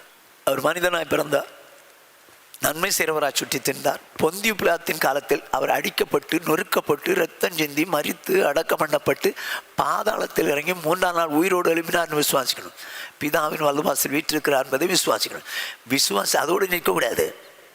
விசுவாசித்து, ஆண்டவராக இயேசுவே, நான் ஒரு பாவி, நான் இது மாதிரி இப்படியெல்லாம் வாழ்ந்தேனே, எனக்காக நீங்கள் ரத்தம் சொன்னீங்களே, என்னை மன்னிச்சிங்கப்பான்னு சொல்லி யார் ஒருவர் மனஸ்தாபப்பட்டு மன்னிப்பு கேட்குறாங்களோ அவங்கள மன்னிக்க அவர் வல்லவராக இருக்கிறார். கவனமாக கேட்டுங்க. இவர் இயேசு மன்னித்தார் என்று விசுவாசித்து ஞானஸ்நானம் பெற்றவன் தான் ரட்சிக்கப்படுவான். அப்போ எதுக்காக ஞானஸ்நானம் எடுக்கணும்? ரட்சிப்பை சுதந்திரிக்க. இயேசு உலகத்தில் பாவியில் ரட்சிக்க வந்தார்ல, அந்த ரட்சிப்பை சுதந்திரிப்பதற்கு ஞானஸ்நானம் எடுக்கணும். முதலாவது நீதி, 2வது கட்டளைக்கு கீழ்ப்படுகிறது, 3வது ரட்சிக்கப்படுவதற்காக ஞானஸ்நானம் எடுக்கணும். 4வது லூக்கா சுவிசேஷம் 7வது அதிகாரம் 29வது வசனம். யோவானுடைய உபதேசத்தை கேட்ட ஆயக்காரர் முதலான சகல ஜனங்களும் அவனாலே ஞானஸ்நானம் பெற்று தேவன் நீதிபரர் என்று அறிக்கையிட்டார்கள். இப்போ என்னவா, ஆயக்காரும் மற்ற ஜனங்களும் யோவான்கிட்ட வந்திருக்கிறாங்க. அவங்க பாவங்களை அறிக்கையிட்டு ஞானஸ்நானம் பெற்று தேவன் நீதிபரர் என்று சொல்லி அறிக்கையிடுறாங்க. அதாவது ஞானஸ்நானம் பெற்றோன்னா தேவன் நீதிபரர்னு அறிக்கையிடுறாங்க. ஆனால் அடுத்த வசனம் என்ன சொல்லுன்னு பாருங்க. பரிசேயரும் நியாய சாஸ்திரிகளுமோ அவனாலே ஞானஸ்நானம் பெறாமல் தங்களுக்கு கேடு உண்டாக தேவனுடைய ஆலோசனையை தள்ளிவிட்டார்கள். அருமையானவர்களே, நல்லா கவனிங்க. ஒரு கூட்டத்தார் ஞானஸ்நானம் பெற்று தேவன் நீதிபரன்றாங்க. ஆனால் அடுத்த கூட்டத்தார் ஞானஸ்நானம் பெறாமல் தங்களுக்கு கேடு உண்டாக தேவனுடைய ஆலோசனையை தள்ளிவிட்டார்கள். ஞானஸ்நானத்தை தள்ளிவிட்டார்களா, ஆலோசனை தள்ளிவிட்டார்களா? ஆலோசனை அப்படின்னா ஞானஸ்நானங்கிறது என்னது? தேவனுடைய ஆலோசனை. அருமையான சௌர்ணே சௌரியே, இது தேவனால் உண்டான தேவனுடைய ஆலோசனை. தமிழக சிஎம் போகிறாரு, போகும்போது ரோட்டில் ஒரு மரக்கிளை வருது, யாரும் பாதிக்கும்னு சொல்லிட்டு போகும்போது பிடபிள்யூ இன்ஜினியரை கூப்பிட்டு இதை வெட்டுப்பா அப்படின்னு சொல்லிட்டு போயிட்டார். இது ஒரு ஆலோசனை. வரும்போது அந்த கிளை இருந்துச்சுன்னா என்ன நடக்கும்ன்றீங்க? ஒரு சின்ன ஆலோசனை சொல்லிட்டு போனவனுக்கு ஒன்றால் செய்ய முடியல, இவ்வளோ பொறுப்பில் இருந்து செய்ய முடியல. டிஸ்மிஸ் சொன்னாலும் சொல்லுவார், இல்லை சஸ்பெண்ட் பண்ணாலும் பண்ணுவார். ஒரு ஆலோசனை. ஆனால் ஞானஸ்நானங்கிறது தேவனுடைய ஆலோசனை. அதை தள்ளிவிட்டால் கேடு உண்டாகும்னு வேதம் சொல்வார். அப்போது வேதம் சொல்லுது 4வதாக அது ஆலோசனை. முதலாவது நீதி, கட்டளை கீழ்ப்படுகிறது 2, 3 ரட்சிக்கப்பட, 4 ஆலோசனை. 5வதாக யோவான் எழுதின சுவிசேஷம் 3வது அதிகாரம் 3வது வசனம். இயேசு அவனுக்கு பிரதியுத்தரமாக, ஒருவன் மறுபடியும் பிறவாவிட்டால் தேவனுடைய ராஜ்யத்தை காண மாட்டான் என்று மெய்யாகவே மெய்யாகவே உனக்கு சொல்லுகிறேன் என்றார். இப்போ நிக்கோதேமு ஒரு போதகர் இரவுல இயேசுவை பார்க்கறதுக்கு வந்திருக்கிறார். என்ன நிறைய அற்புதங்களை செஞ்ச உடனே அவர்கிட்ட விசாரிக்கலாம் அப்படின்னு சொல்லி வர்றாரு. வந்துட்டு கேட்குற, ரவி நீ தேவனிடத்தில் வந்த போதகர் தானே, அதனால தானே இவ்வளோ அற்புதங்கள்லாம் செய்கிறீங்க அப்படின்னு சொல்லி கேட்குறாரு. அதுக்கு எஸ் என்ன சொல்லணும்? எஸ் ஆர் நோ தான் சொல்லணும். அதுக்கு பதிலே சொல்லலை. அதுக்கு என்ன சொல்கிறாரு? ஒருவன் மறுபடியும் பிறவாவிட்டால் தேவனுடைய ராஜ்யத்தை காண மாட்டான் என்று சொல்லுகிறார். அப்படின்னா மறுபடி பிறக்கிறதுனா என்ன? மறுபடி பிறக்கிறதுனா என்ன? அந்த நிக்கோதேமுங்கிற போதகருக்கு தெரியல. இந்த வயதில் எங்கள் அம்மா வயிற்றுக்குள்ளே போயிட்டு வர முடியுமா அப்படின்னு கேட்குறாரு. அப்படின்னு அவருக்கு தெரியல. நான் புரிகிற மாதிரி உங்களுக்கு சொல்கிறேன். சின்ன பிள்ளைகள்லாம் இயேசு இடத்துல வந்திருக்கிறாங்க, மற்றும் சீஷர்கள் அதட்டுறாங்க. இயேசு சொல்கிறார், சிறு பிள்ளைகள் என்னிடத்தில் வருவதற்கு இடம் கொடுங்கள், அவர்களை தடை பண்ணார்கள், பரலோக ராஜ்யம் அவர்களுடையதுன்னார். இப்போ பரலோக ராஜ்யம் அவர்களுடையதுன்னா அந்த சின்ன பிள்ளைகிட்ட பாவம் இருக்கா? இல்லை, இல்லை. எந்த ஒரு மனிதன் தன்னுடைய வாழ்க்கையில இயேசுவை தேவகுமார் என்று விசுவாசித்து, எனக்காக அடிக்கப்பட்டார், நொறுக்கப்பட்டார், ரத்தம் சிந்தினார், மரித்தார் என்று விசுவாசித்து, 3ஆம் நாள் உயிரோடு எழுப்பினார் என்று விசுவாசித்த அவன் தன்னுடைய பாவங்களெல்லாம் இயேசு இடத்துல சொன்ன போது இயேசு என் பாவங்களெல்லாம் மன்னித்தார் என்று விசுவாசிக்கிறான். பார்த்தீங்களா? விசுவாசித்து ஏற்றுக்கொள்றான். இப்போ அப்படி ஏற்றுக்கொள்ளும் போது அவன்கிட்ட பாவம் இருக்கா? மன்னிப்பு கேட்டு இயேசு ஏற்றுக்கிறான், பாவம் இருக்கா? இல்லை. அப்போ இவன் யாரை மாதிரி ஆகிட்டான்? சிறு பிள்ளை போல மாறிட்டான். இதுதான் மறுபடி பிறக்கிறது. இந்த மறுபடி பிறக்கிற அனுபவம், அதாவது மனம் திரும்பி பாவங்களை அறிக்கையிட்டு இயேசு ஏற்றுக்கொள்றது மறுபடி பிறக்கிற அனுபவம். இந்த அனுபவம் உள்ளவங்க பரலோக ராஜ்யத்தை, தேவனுடைய ராஜ்யத்தை காணலாம் தான் சொல்றாரு. காணலான்றாரு, இயேசு தான் சொல்றாரு. அப்போ உள்ள போறதுக்கு என்ன செய்யணும்னு சொல்றாரு? 5வது வசனம். இயேசு பிரதியுத்தரமாக, ஒருவன் ஜலத்தினாலும் ஆவியினாலும் பிறவாவிட்டால் தேவனுடைய ராஜ்யத்தில் பிரவேசிக்க மாட்டான் என்று மெய்யாகவே மெய்யாகவே உனக்கு சொல்லுகிறேன். இயேசு ராத்திரி வேளையில வந்திருக்கிற அவனுக்கு இந்த தேவனுடைய ராஜ்யத்துக்கு அடுத்த காரியங்களை சொல்றாரு. மறுபடி பிறந்தால் தேவனுடைய ராஜ்யத்தை காணலாம் என்னாரு. அதோடு மாத்திரமல்ல, ஜலத்தினாலும் ஆவினாலும் பிறவாவிட்டால் தேவனுடைய ராஜ்யத்திற்குள் பிரவேசிக்க முடியாதுனாரு. அப்படின்னா ஞானஸ்நானம் பெற்று பரிசுத்தாவி பெற்றால் பரலோக ராஜ்யத்திற்குள் பிரவேசிக்கலான்னாரு. அருமையானவர்களே, ஏன் ஞானஸ்நானம் எடுக்கணும்? பரலோக ராஜ்யம் போகணும்னா ஞானஸ்நானம் கட்டாயம் அவசியம். மனம் திரும்பி ஞானஸ்நானம் எடுக்க வேண்டியது அவசியம். ஸோ இது 5 பரலோகத்துக்கு போகிறதுக்கு ஞானஸ்நானம் அவசியம். 1 நீதி, 2 கட்டளை, 3 ரட்சிக்கப்பட, 4 ஆலோசனை, 5 பரலோகம் செல்ல. அப்போஸ்தலர் நடபடிகள் புஸ்தகம் 2வது அதிகாரம் 38ஆம் வசனம். பேதுரு அவர்களை நோக்கி, நீங்கள் மனம் திரும்பி ஒவ்வொருவரும் பாவ மன்னிப்புக்கென்று இயேசு கிறிஸ்துவின் நாமத்தினாலே ஞானஸ்நானம் பெற்றுக்கொள்ளுங்கள், அப்பொழுது பரிசுத்த ஆவியின் வரத்தை பெறுவீர்கள். என்ன சொல்றாரு? எதுக்கு ஞானஸ்நானம் பண்ணணுமா? பாவம் மன்னிப்புக்கென்று ஞானஸ்நானம் பெற்றுக்கொள்ளுங்கள். அப்போ ஏன் ஞானஸ்நானம் பண்ணணுமா? பாவம் மன்னிக்கப்பட்டாச்சு, இன்னும் ஞானஸ்நானம் எடுக்கணும். அப்போ ஞானஸ்நானம் எடுத்த என்ன அர்த்தம்? அவங்க செஞ்ச பாவம் மன்னிக்கப்பட்டாயிற்றுன்னு அர்த்தம். பாவம் மன்னிக்கப்பட்டது தான் ஞானஸ்நானம் எடுக்கணும். இப்போ ஒருத்தர் BE முடிச்சிருக்கிறார். அவர்கிட்ட நான் கேட்குறேன், என்ன படிச்சிங்க BE என்று.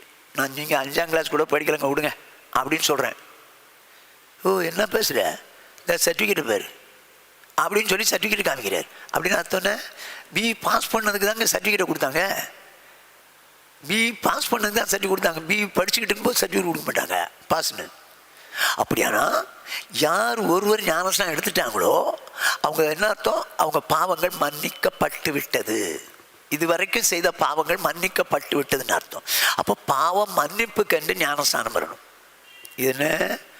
6வது. 1 நீதி, 2 கட்டளை, 3 ரட்சிக்கப்பட, 4 ஆலோசனை, 5 பரலோகத்துக்குள்ளே போக, 6 பாவம் மன்னிக்கப்பட்டதுக்காக எடுக்கிறது. 6.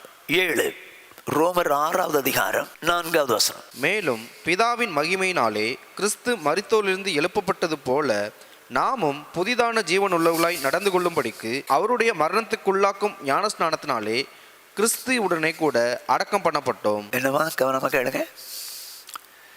நாம் புதிதான ஜீவன் உள்ளவர்களாய் நடந்து கொள்ளும்படிக்கு எப்படி இயேசு மரித்து அடக்கம் பண்ணப்பட்டாரோ அப்படி கிறிஸ்துவுக்குள்ளாக நம்ம என்ன பண்ணப்படுகிறோமா? அடக்கம் பண்ணப்படுகிறோமா? பழைய மனுஷன் செத்து போயிட்டான்ல, நாம் பாவி. 1974ஆம் வருஷம் மனம் திரும்பி பாவங்களை அறிக்கையிட்டேன், பழைய மனுஷன் செத்து போயிட்டான். அப்புறம் எனக்கு ஞானஸ்நானம் கொடுத்தாங்க. ஏன் பழைய மனுஷன் அடக்கம் பண்ணுறது? அதுக்கு தான் முழுகிற தண்ணிக்குள்ளே இறங்கணுன்றேன். அதைத்தான் முன்னால் சொன்னேன். ஏன் 2 பேரும் தண்ணிக்குள்ளே இறங்கணும்? பழைய மனுஷனை அடக்கம் பண்ணுறதுக்கு. ஆனால் இயேசு அப்படி இல்லை. இயேசு நீதியை நிறைவேற்ற தான் இறங்கினார். அருமையானவர்களே, பழைய மனுஷனை அடக்கம் பண்ணி ஒரு புதிய மனுஷனா எழும்புறதுக்காகத்தான் தண்ணிக்குள்ளே ஞானஸ்நானத்தை கொடுக்குறது, அடக்கம் பண்ணுறதுக்கு. இது 7, 8 1 கொரிந்தியர் 12வது அதிகாரம் 13வது வசனம். நாம் யூதராயினும் கிரேக்கராயினும் அடிமைகளாயினும் சுயாதீனராயினும் எல்லாரும் ஒரே ஆவியினாலே ஒரே சரீரத்துக்குள்ளாக ஞானஸ்நானம் பண்ணப்பட்டு எல்லாரும் ஒரே ஆவிக்குள்ளாகவே தாகம் தீர்க்கப்பட்டோம். என்ன சொல்லுது பாருங்க. யூதராயிருக்கட்டும், கிரேக்கராயிருக்கட்டும், அடிமையாயிருக்கட்டும், சுயாதீனனாக இருக்கட்டும், யாராக இருந்தாலும் சரி, மனம் திரும்பி பாவங்களை அறிக்கையிட்டு ஞானஸ்நானம் பெற்றால் இயேசு கிறிஸ்துனுடைய சரீரத்திலே அவயமாகிறான். சரீரம்னா என்ன? சபை. சபைக்கு தலை இயேசு, சரீரம் சபை. கட்டடம் அல்ல, கட்டடம் அல்ல, விசுவாசிகளின் கூட்டம்தான் சபை. இப்போ இந்த சரீரத்துக்குள்ள வர்றதுக்கு தான் ஞானஸ்நானம் எடுக்கணுமா? கிறிஸ்துவின் சரீரத்துக்கு உள்ளாகணும்னா ஞானஸ்நானம் எடுக்கணும். மனம் திரும்பி பாவங்களை அறிக்கையிட்டு ஞானஸ்நானம் எடுத்தா கிறிஸ்துவின் சரீரத்துக்குள்ள சபைக்குள்ள வர்றாங்கன்னு அர்த்தம். அதுக்கப்புறம் தான் அவங்க கம்யூனியன் எடுக்க முடியும். ஸோ சரீரத்துக்கு உள்ள வர்றதுக்கு ஞானஸ்நானம். இது 8. 9 கலாத்தியர் 3வது அதிகாரம் 26வது வசனம். நீங்கள் எல்லாரும் கிறிஸ்து இயேசுவை பற்றும் விசுவாசத்தினால் தேவனுடைய புத்திரராய் இருக்கிறீர்களே. இங்கே என்ன சொல்லுது பாருங்க. நீங்கள் எல்லாரும் கிறிஸ்து இயேசுவை பற்றும் விசுவாசத்தினாலே தேவனுடைய புத்திரராக இருக்கிறீர்களே. எனக்கு நிறைய பேர் இதை என்ன பண்ணாங்க, விசுவாசத்தாலே தேவனுடைய புத்திரர் இருக்குது, எப்படி நீங்கள் வந்துட்டு ஞானஸ்நானம் எடுக்க சொல்லுவீங்க அப்படின்னு கேட்பாங்க. அந்த வசனம் இன்னும் முடியலைங்க. இந்த ஒரு வசனத்தை எடுத்து வச்சுட்டு எதுவும் பேசக்கூடாது. அந்த வசனம் இன்னும் முடியலை. என்ன சொல்லுது பாருங்க. 27ஆம் வசனம். ஏனெனில் உங்களில் கிறிஸ்துவுக்குள்ளாக ஞானஸ்நானம் பெற்றவர்கள் எத்தனை பேரோ அத்தனை பேரும் கிறிஸ்துவை தரித்து கொண்டீர்களே. அருமையானவர்களே, விசுவாசத்தினால் தேவனுடைய புத்திரர் எப்படின்னா, நீங்கள் கிறிஸ்துவுக்கு உள்ளாக ஞானஸ்நானம் பெற்றவர்கள் எத்தனை பேரோ அத்தனை பேரும் கிறிஸ்துவை தரித்து கொண்டீர்கள். அப்போ ஞானஸ்நானங்கிறது என்ன? இயேசுவை தரித்து கொள்ளுதல், இயேசுவுக்கு உள்ளாகுதல். அப்படின்னா இயேசு வெளியே, ஞானஸ்நானம் பெற்றவங்க உள்ள. இப்போ யார் தான் தெரியணும்? இயேசு தான் தெரியணும். கிறிஸ்து அவன் சொல்கிற அளவுக்கு வாழணும். கிறிஸ்து அவன் சொல்கிற அளவுக்கு வாழணும் ஞானஸ்நானம் பெறவன். சரியா? அதோடு மாத்திரமல்ல, இப்போ இவன் உள்ள ஞானஸ்நானத்தவன் உள்ள, இயேசு வெளியே. இவனுக்கு பெரிய பாதுகாப்பு. என்ன பாதுகாப்பு? எவனாவது அடித்தா, எவனாவது பிரச்சனை பண்ணணும்னா முதல் பிரச்சனை ஆண்டவருக்கு தான். அப்புறம் தான் இவனுக்கு. இப்போ நான் சட்டை போட்டிருக்கிறேன், யாரோ ஒருத்தன் பின்ன வச்சு குத்துறான் அப்படின்னா முதல்ல சட்டையில் தான் குத்தும், அப்புறம் தான் பாடியில் குத்தும். அப்படியே ஒருத்தன் யாரோ பிரச்சனை பண்ணுறான், ஏதோ அடிக்க போகிறான் அப்படின்னா தேவனுடைய பிள்ளைகளை ஞானஸ்நானம் பெற்றவங்களை அடிக்க போகிறான்னா இயேசு சொல்லுவார், என்னப்பா அடிக்கிற? உதாரணமாக சொன்னேன். சவுல் தமஸ்குவுக்கு நிருபம் வாங்கிட்டு போகிறான். அங்கே உள்ள கிறிஸ்துவின் சீஷில் பயமுறுத்தி கொலை செய்யலான்னு கொண்டு வர்றதுக்கு போகிறான். போகிற வழியில் தமஸ்குவுக்கு அருகில் வந்தோடனே திடீர்னு சடுதியாக ஒரு ஒளி வருது. கண்ணு குருடாகுது, கீழே விழுறான். மேலேருந்து ஒரு சத்தம், சவுலே சவுலே நீ ஏன் என்னை துன்பப்படுத்துகிறாய் அப்படின்னு சொல்லி கேட்டார். அதுக்கு அவன் கேட்குறான், நீர் யார்? நீ துன்பப்படுத்துகிற இயேசு நானே, முள்ளில் உதைக்கிறது உனக்கு கடினம்னார். நான் எதுக்காக சொல்ல வரேன்னு கேளுங்க. இந்த சவுல் இயேசுவை பார்த்ததே கிடையாது. அப்படின்னா எப்படி அடிச்சிருப்பான்? ஆனால் அவர் என்ன சொல்கிறார்? நீ ஏன் என்னையும் துன்பப்படுத்துறேன்றாரு. அவரை பார்த்ததே கிடையாது. அப்படி இருக்கும்போது எப்படி சொல்லுவார்? அப்படின்னா சீஷர்கள் எனக்குள்ளே இருக்காங்கப்பா, அவங்க என்னை தரித்து கொண்டவர்கள்ப்பா, எனக்குள்ளே இருக்காங்க, அவங்கள அடித்தா நீ என்னை அடித்த மாதிரின்றாரு, என்னை அடித்த மாதிரின்றாரு. அருமையானவர்களே, ஞானஸ்நானங்கிறது இயேசு கிறிஸ்துவை தரித்து கொள்கிறது. 1 இயேசுவை பிரதிபலிக்கணும், 2 அவர் நமக்கு பாதுகாப்பாக இருக்கிறார், அவரை தரித்து கொள்றது நிமித்தம். சரி, 10வது 1 பேதுரு புத்தகம் 3வது அதிகாரம் 20வது வசனம். அந்த ஆவிகள் பூர்வத்திலே நோவா பேழையை ஆயத்தம் பண்ணும் நாட்களிலே தேவன் நீடிய பொறுமையோட காத்திருந்த போது கீழ்ப்படியாமற் போனவைகள் அந்த பேழையிலே சிலராகிய 8 பேர் மாத்திரம் பிரவேசித்து ஜலத்தினாலே காக்கப்பட்டார்கள். அருமையானவர்களே, நோவா காலம் வரைக்கும் மழைங்கிறது கிடையாது. ஆனால் தேவன் மனிதர்களை படைத்ததற்காக மனஸ்தாபப்பட்டு நான் பூமியில் எல்லாவற்றையும் நிகிரகம் பண்ண போகிறேன் அப்படின்றார். அந்த நேரத்தில் மழையை பார்க்காத அந்த நோவா சொன்னது தேவன் ஆகையினால அவர் சொன்னாது அப்படி தான் நடக்கும் அப்படின்னு சொல்லி அந்த வார்த்தை விசுவாசித்து தன் குடும்பத்தை ரட்சிப்பதற்கு பேழை செய்தான். 8 பேர் பேழைக்குள்ளே போயிட்டாங்க. நல்ல கவனமாக கேளுங்க. பேழை அவங்கள காப்பாற்றலை. பேழை காப்பாற்றினதாக வேதம் இல்லை. அதுக்கு மாறா ஜலத்தினால் காக்கப்பட்டார்கள். மொத்தம் 8 பேர். நோவா மனைவி, 3 பையங்க, 3 மருமக்கள், மொத்தம் 8 பேர். இந்த 8 பேரும் அதில் என்ன எழுதின்னு பாருங்க, ஜலத்தினால் காக்கப்பட்டார்கள் இருக்கு. அவங்க உள்ள பூந்தது பேழைக்குள்ள, பேழை காப்பாற்றினதாக எழுதல, ஜலத்தினால் காக்கப்பட்டார். அப்படின்னு அர்த்தம் என்ன? கவனமாக கேளுங்க. எந்த தண்ணியை நம்பலையோ அதே தண்ணி முழு உலகத்தில் உள்ளவங்களை அழிச்சிருச்சு. எந்த தண்ணியை நம்பி பேழை செஞ்சு உள்ளே போனாங்களோ அந்த பேழையை இந்த தண்ணி தான் தூக்கிட்டு போய் அரராத் மலையில் வச்சிச்சு. அப்படின்னா எது காப்பாத்துச்சுன்னு சொல்லுது? தண்ணி தான் இவங்களை காப்பாற்றுதான். இது பெரிய சத்தியங்க, பெரிய சத்தியம். தண்ணி தான் காப்பாச்சு சொல்லிட்டு என்ன சொல்றாரு அடுத்த வசனம் 21. அதற்கு ஒப்பனையான ஞானஸ்நானமானது மாம்ச அழுக்கை நீக்குதலாயிராமல் தேவனை பற்றும் நல் மனசாட்சியின் உடன்படிக்கையாய் இருந்து இப்பொழுது நம்மையும் இயேசு கிறிஸ்துவினுடைய உயிர்த்தெழுதலினால் ரட்சிக்கிறது. என்ன சொல்றாரு பேதுரு? அதற்கு ஒப்பனையான ஞானஸ்நானம், மாமிச அழுக்கை நீக்குதலாயிராமல். எதற்கு ஒப்பனையானது? எந்த தண்ணியை நம்பலையோ அதே தண்ணி நம்பாத அத்தனை பேரையும் அழிச்சிச்சு. இந்த தண்ணியை நம்பி பேழை செஞ்சு உள்ளே போனானோ அதே தண்ணி தான் இவங்களை காப்பாச்சுது. அதற்கு ஒப்பனையான ஞானஸ்தானம். ஞானஸ்தானத்தை நம்பி நீ ஞானஸ்தானம் எடுத்தால் அந்த ஞானஸ்தானம் உன்னை காப்பாற்றும், நரகத்துக்கு போகாதபடி காப்பாற்றும். ஆனால் ஞானஸ்தானம் பெற மாட்டேன் அப்படின்னா அந்த தண்ணியை நம்பாதவங்களுக்கு வந்துச்சு பார்த்துட்டிங்களா அழிவு. அது மாதிரி நரகத்துக்கு கொண்டிருக்கும். ஸோ ஞானஸ்தானங்கிறது என்ன சொல்லுது பாருங்க, தேவனோடு கூட செய்கிற நல்ல மனசாட்சியின் உடன்படிக்கை. இயேசு பரிசுத்தம் உள்ளவர். அப்படி நான் பாவத்திலிருந்து விலகி பரிசுத்தமாக இருக்கிறேன்னு சொல்லி நல்ல மனசாட்சி யாருக்கு இருக்குதோ அவங்களோட தான் உடன்படிக்கை பண்ணுவார். பாவிகளோட உடன்படிக்கை பண்ண மாட்டார். இன்றைக்கி நிறைய பேர் என்ன பண்ண வந்தோன்னு வா ஞானஸ்தானம் எடு, அப்படி பண்ணு, ஞானஸ்தானம் எடுத்தால் உனக்கு கஷ்டம் போகும். ஏங்க அப்படியெல்லாம் இல்லைங்க. நல்ல மனசாட்சி வரணும். இயேசு கிறிஸ்து சொந்த ரட்சராக ஏற்றுக்கொண்டு மன்னிப்பு மண்டவர்கிட்ட கேட்டு இயேசு மன்னித்தான்னு விசுவாசத்தை ஏற்றுக்கொண்டு நல்ல மனசாட்சியோடு கூட ஞானஸ்தானத்தில் உடன்படிக்கை பண்ணணும். இதாங்க ஞானஸ்தானங்கள் தேவனோடு கூட செய்கிற உடன்படிக்கை. 10 காரியம்.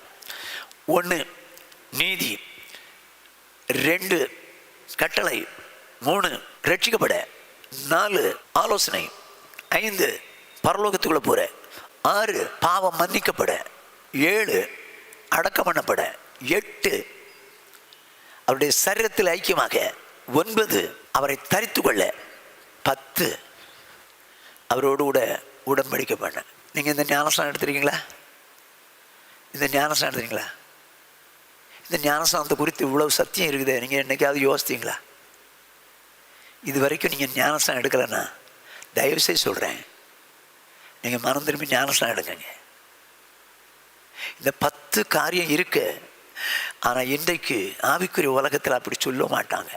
ஆனால் வேதம் தெளிவாக சொல்லுது. இன்னைக்கு நோவா காலத்தில் அந்த தண்ணியை நம்பாதனால அழிஞ்சு போகிற மாதிரி இன்றைக்கும் இந்த ஞானஸ்தானத்தை நம்பாமல் நிறைய பேர் அழிய போகிறாங்களே. அதை குறித்து வேதனைப்பட்டு தாங்க இந்த ஞானஸ்தானத்தின் காரியத்தை உங்களுக்கு வெளிப்படுத்துகிறோம். என்ன செய்யலாம்? ஸோ ஞானஸ்தானம் பரிசுத்தாவி பெற்றவர்கள் தான் கொடுக்கணும். 2 தண்ணீர் மிகுதியாக இருக்கிற இடத்துல தான் கொடுக்கணும், முழுகிற இடத்துல. 3 சீஷர்களுக்கு தான் கொடுக்கணும். 4 ஏன் ஞானஸ்தானம் எடுக்கணும் தெரிஞ்சிச்சிங்களா? புரிஞ்சிச்சா? சரி. சிலருக்கு சந்தேகம். என்ன சந்தேகம் அப்படின்னா, நான் சில சந்தேகங்களை அவங்க என்கிட்ட கேட்டதை உங்களுக்கு என்ன பண்ணுறேன், அவங்க கேட்ட சந்தேகத்தை உங்களுக்கும் சொல்லி அந்த சந்தேகத்துக்கு நிவர்த்தியாக்குற வார்த்தைகளையும் உங்களுக்கு சொல்ல விரும்புகிறேன். என்ன சொல்கிறாங்க? அப்போஸ்தலர் நடவடிக்கையின் புஸ்தகம் 16வது அதிகாரம் 31 வசனம்.